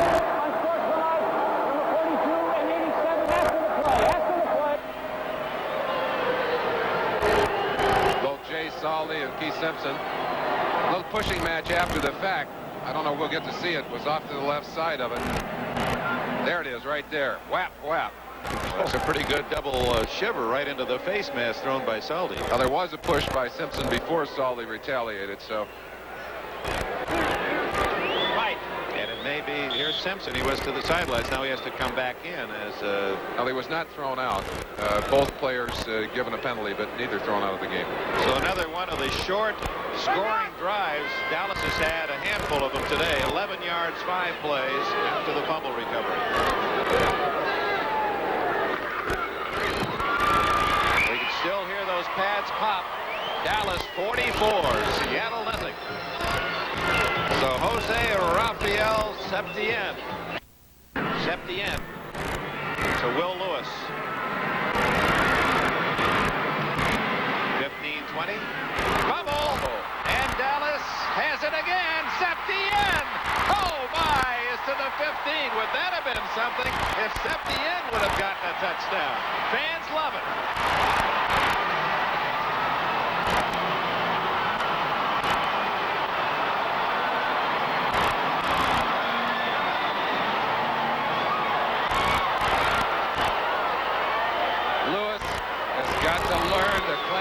Football, you see the ball swinging loose, and in the vernacular of the language, carrying it like a loaf of bread won't get it.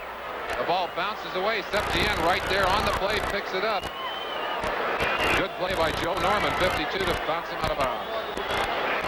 So Rafael Septien has almost a touchdown. You see Ben Agajanian, Bootin' Ben.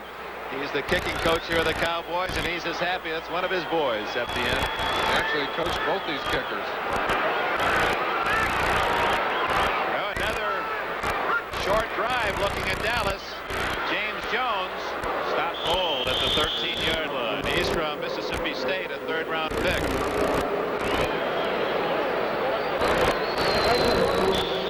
Well, she hasn't done anything wrong today, has she? You're not going to find any argument from me. The remaining regular ski season for Dallas. They have to go to Oakland and Los Angeles and Philadelphia at home. So 3 top-notch teams, and something that LA-Dallas game might be a forerunner to a wild card game. Rams also in second place with a good record. Jones again. Robert Hardy from behind at the 13-yard line. Hardy from Jackson State, where Jeff Moore was a teammate. Moore running back on the Seattle club. The short drives have really been the story for Dallas, with the exception of their very first. They've all been short. 3 plays, 12 plays. Actually, in terms of yards, they've gone 31 yards, 19 yards, 32 yards, and then a couple inside the 15, and they started inside the 15 again. And of course, the secret there, the turnovers. And they really have set the stage for Dallas touchdown. Carano to Dupree, touchdown! Carano's first in the NFL.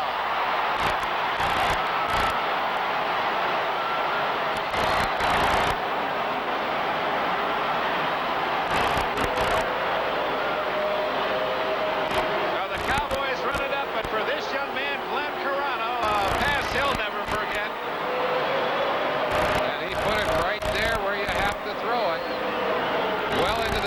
Right between the numbers. Norman dropping back, reading the play well, but Dupree just throws him with that little move and got back to the inside and just throws that 6'7" body into the end zone. So a half 100 for Dallas.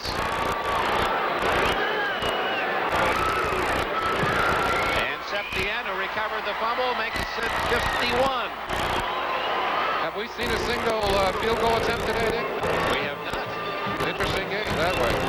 Dallas scored 59 earlier this year. They're way ahead again today.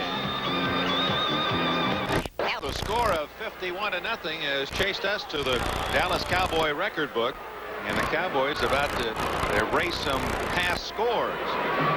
Septien to Lewis again. He's had plenty of practice. And down he goes at the 18-yard line. Septien was in on the tackle. He's really fired up. But it was Dexter Clinkscale, a free agent from South Carolina State. We've got a penalty, Dick. Larry Brinson, who played some football down here himself, locked up on that play and used his hands a little bit illegally. They're going to tag him for an illegal use of hands penalty. The largest margin of victory ever for Dallas was 49 points when they beat the Eagles in 1966. Number 56 on the return. Penalty against Tim Walker. They beat the Eagles 56-7 back in 1966. So if the score stays as it is, it will be the biggest margin of victory in Dallas history. Their biggest shutout win was 38-0 over Baltimore 2 years ago. Hello. I'm Ed Too Tall Jones. I just wanted to meet you fellas. The official tossed him his hanky, and Ed tossed it back. Said, I don't want it. I asked him yesterday, why did you become a boxer and what did you learn from the experience? He said, I learned I don't want to be a boxer anymore. And he said, and I needed to find that out for myself. I asked a question in the locker room with some of the other players. There you see him tossing the hanky back. I said, was he different when he came back? They said, obviously, he came back with greater concentration.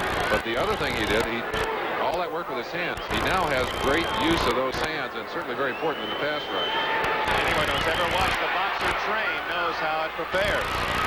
That's the tight end Sawyer. And he gets out only to the 18-yard line. Charlie Waters made the hit. Waters, buddy Willie Nelson has to be happy with the results today. Great country and western singer. Waters and Nelson, it goes all the way back. Willie Nelson, I think, was a friend of Don Meredith. And back when he was just playing small clubs and very few knew him. And now, of course, one of the big heroes in the growing love for CNW. Sunday, we've got some dandies. We hope you'll join us for an NBC football doubleheader.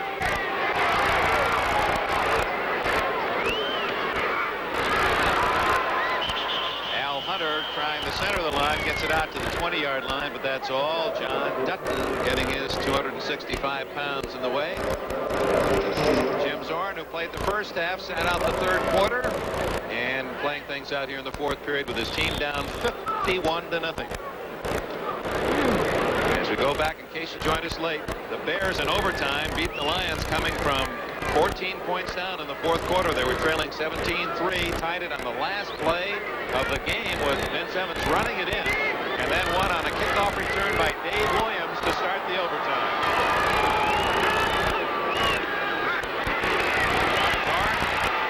Incomplete. Lawrence McCutcheon. Bruce Huther on the coverage. He's from New Hampshire. Very talented linebacker. Tom Landry getting some of his backup people into the game now. I'll tell you, it's hard to hold them down, too. They sit on the bench. They wait for their chance to play. You put them into the lineup, and you almost get a little embarrassed when you look up at the scoreboard, but their frustrations have to show, too. They want to get in and do well. To the left is Largent. McCullum to the right. Zorn.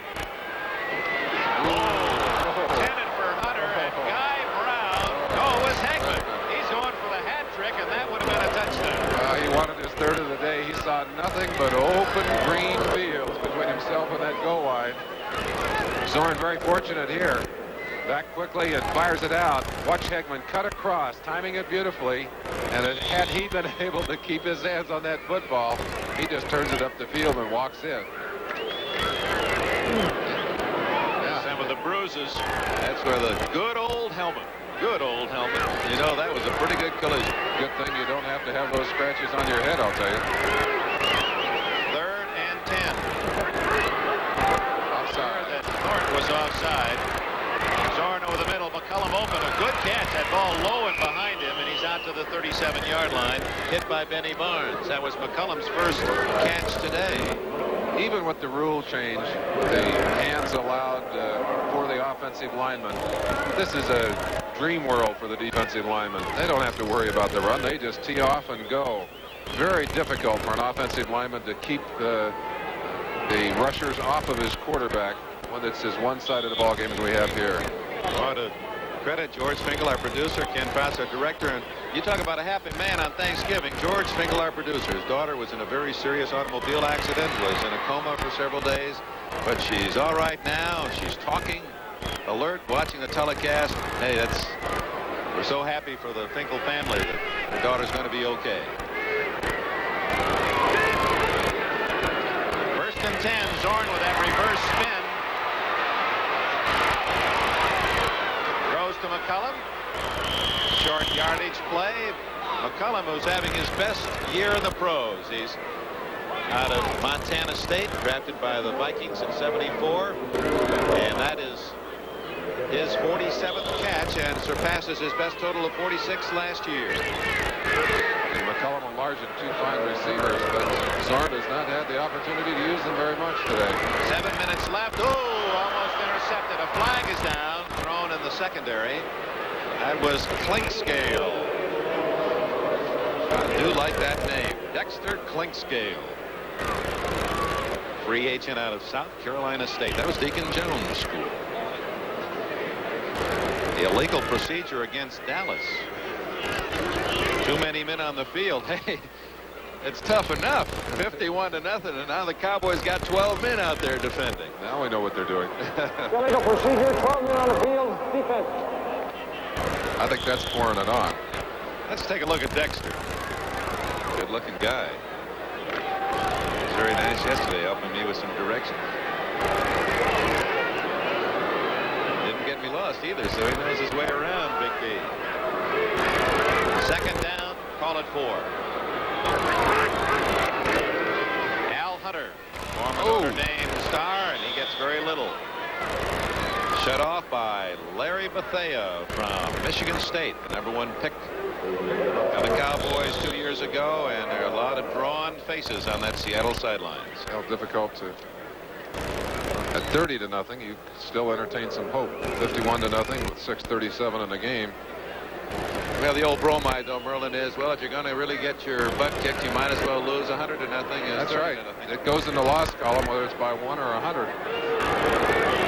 It's the kind of film that I don't even think They'll burn it. Oh, they'll burn this one. And they have a few days off, too. They've got 11 days now to get themselves back in order. We talked about Dexter Clinkscale earlier.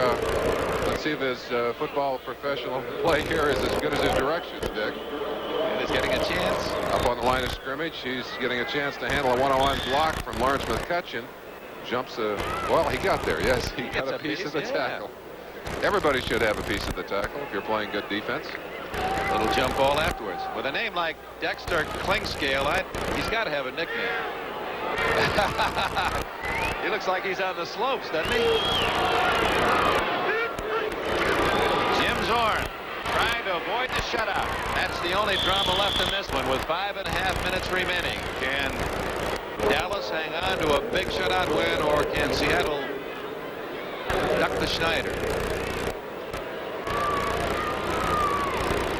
We talked about the fact, Dick, that you don't spend much time looking at a film when you've not done, well, you haven't done anything right, I guess, if you're Seattle today. Although, even in a film like this, and it's an interesting point to make, you're never as bad or as good as that score would indicate. Some days, in fact, in this game, if you wanted to be critical, you'd find a lot of Cowboy mistakes.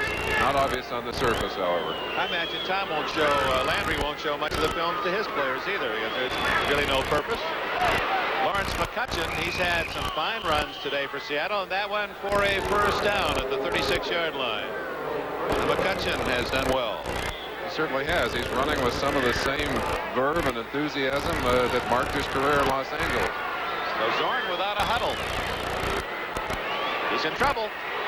Just does get it away. Too tall Jones smacking him down. 6'9" and 260. And very light of foot. See the gloves? Has he got gloves on? No, just taped. But he's taped those hands to, well, they're almost the hands of a boxer. Well, wait a minute. They are the hands of a boxer.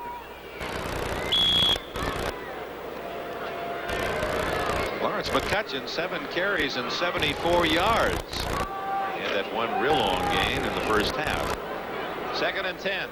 Zorn happy that everything's still in place after that blindside hit.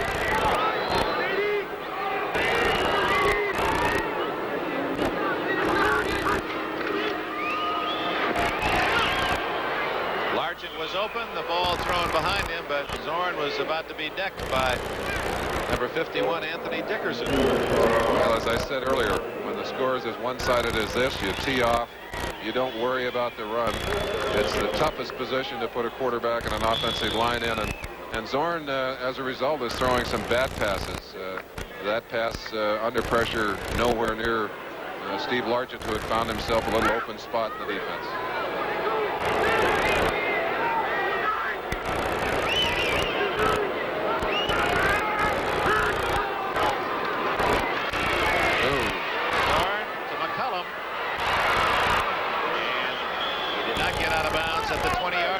Have the first down. Benny Barnes on the coverage. Dallas, look at the Seahawks. They're hustling up there without a huddle.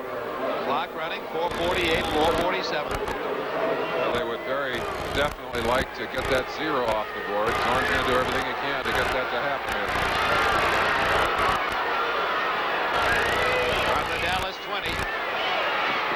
Zorn to McCutcheon, incomplete. Coverage by Clinkscale. Thanks to our spotters today, Doug Adams and John Nelson. Good job with the player identification. Joe Costanza, statistician. Hope you'll be with us on Sunday, NBC Sports, with that doubleheader.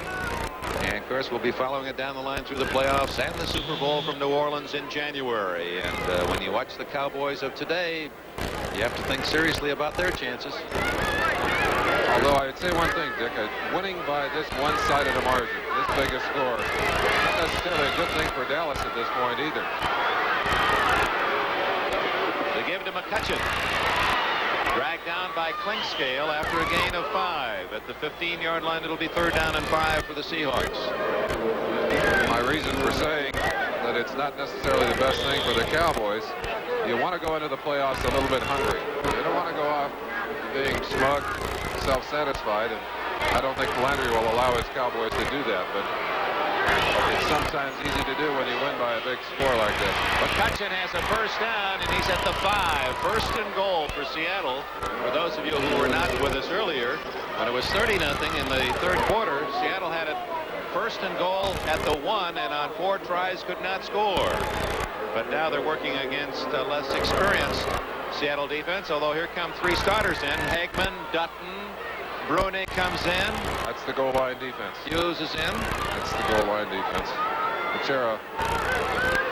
McCutcheon has had his biggest day in a couple of years. 89 yards for Lawrence.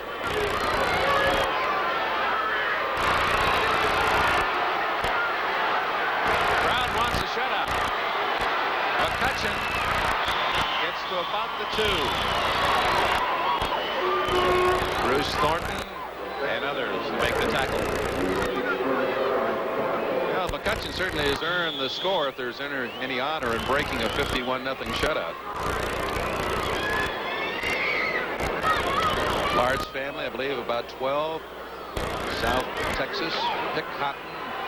He's just a youngster, 12 hours a day. This man has earned his way to his fame as a pro football player.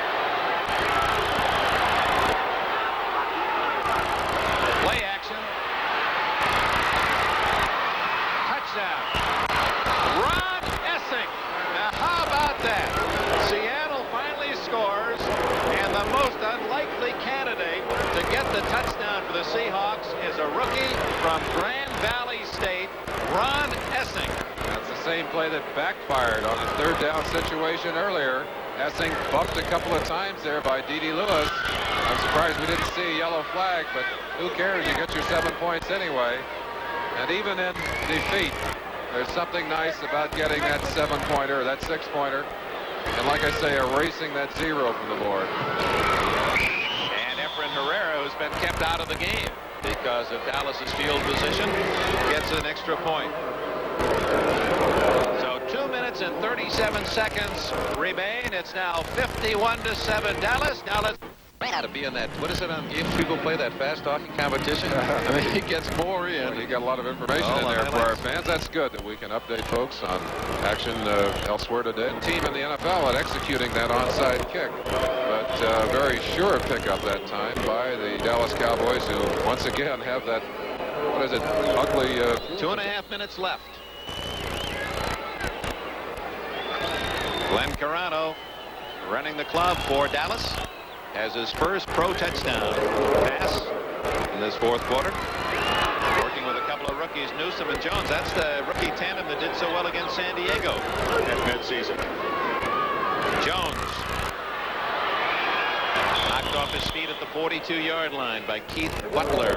And with the clock running, that'll take it down, unless there's a timeout, to the 2-minute warning. Dick Nolan was fired earlier this week. The Saints letting their head coach go. Did you have any reaction to that? Well, a game very much like this triggered that action by John Meekum. I just think it's sad, Dick, that Dick Nolan will be the man blamed for all the problems in New Orleans. And certainly a man who's had a fine career in football, has coached some successful teams, and yet he'll almost be the scapegoat for all those troubles. I guess that goes with the territory when you're the head man. 2 minutes left here at Texas Stadium. The Dallas Cowboys have lost their shutout, but they have another big victory, 51-7, and own the football at the Seattle 43. Glenn Corrado with rookies Newsom and Jones in the backfield. This is Newsom. Bill Cook slowed him up, but Newsom powers his way down to the 37-yard line. Executive producer of NBC Sports is Don Ohlmeyer. Coordinating producer of NBC's NFL Football is Ted Nathanson. The telecast of today's game has been produced by George Finkel. It's been directed by Ken Fouts. Our technical director, Emmy Award-winning Boris Ruiz. Associate producers Michael Hadley and Bill Peters. Our associate director, John Filippelli. To be here today to bring you this telecast, and they all send you the very best. It's been a meaningful holiday for you. 3rd and inches. Newsom. All the way to the 15-yard line. John Harris saved the touchdown. So with less than a minute remaining, Dallas leading 51-7 in the longest run of his young career. Everyone crowded up tight, trying to get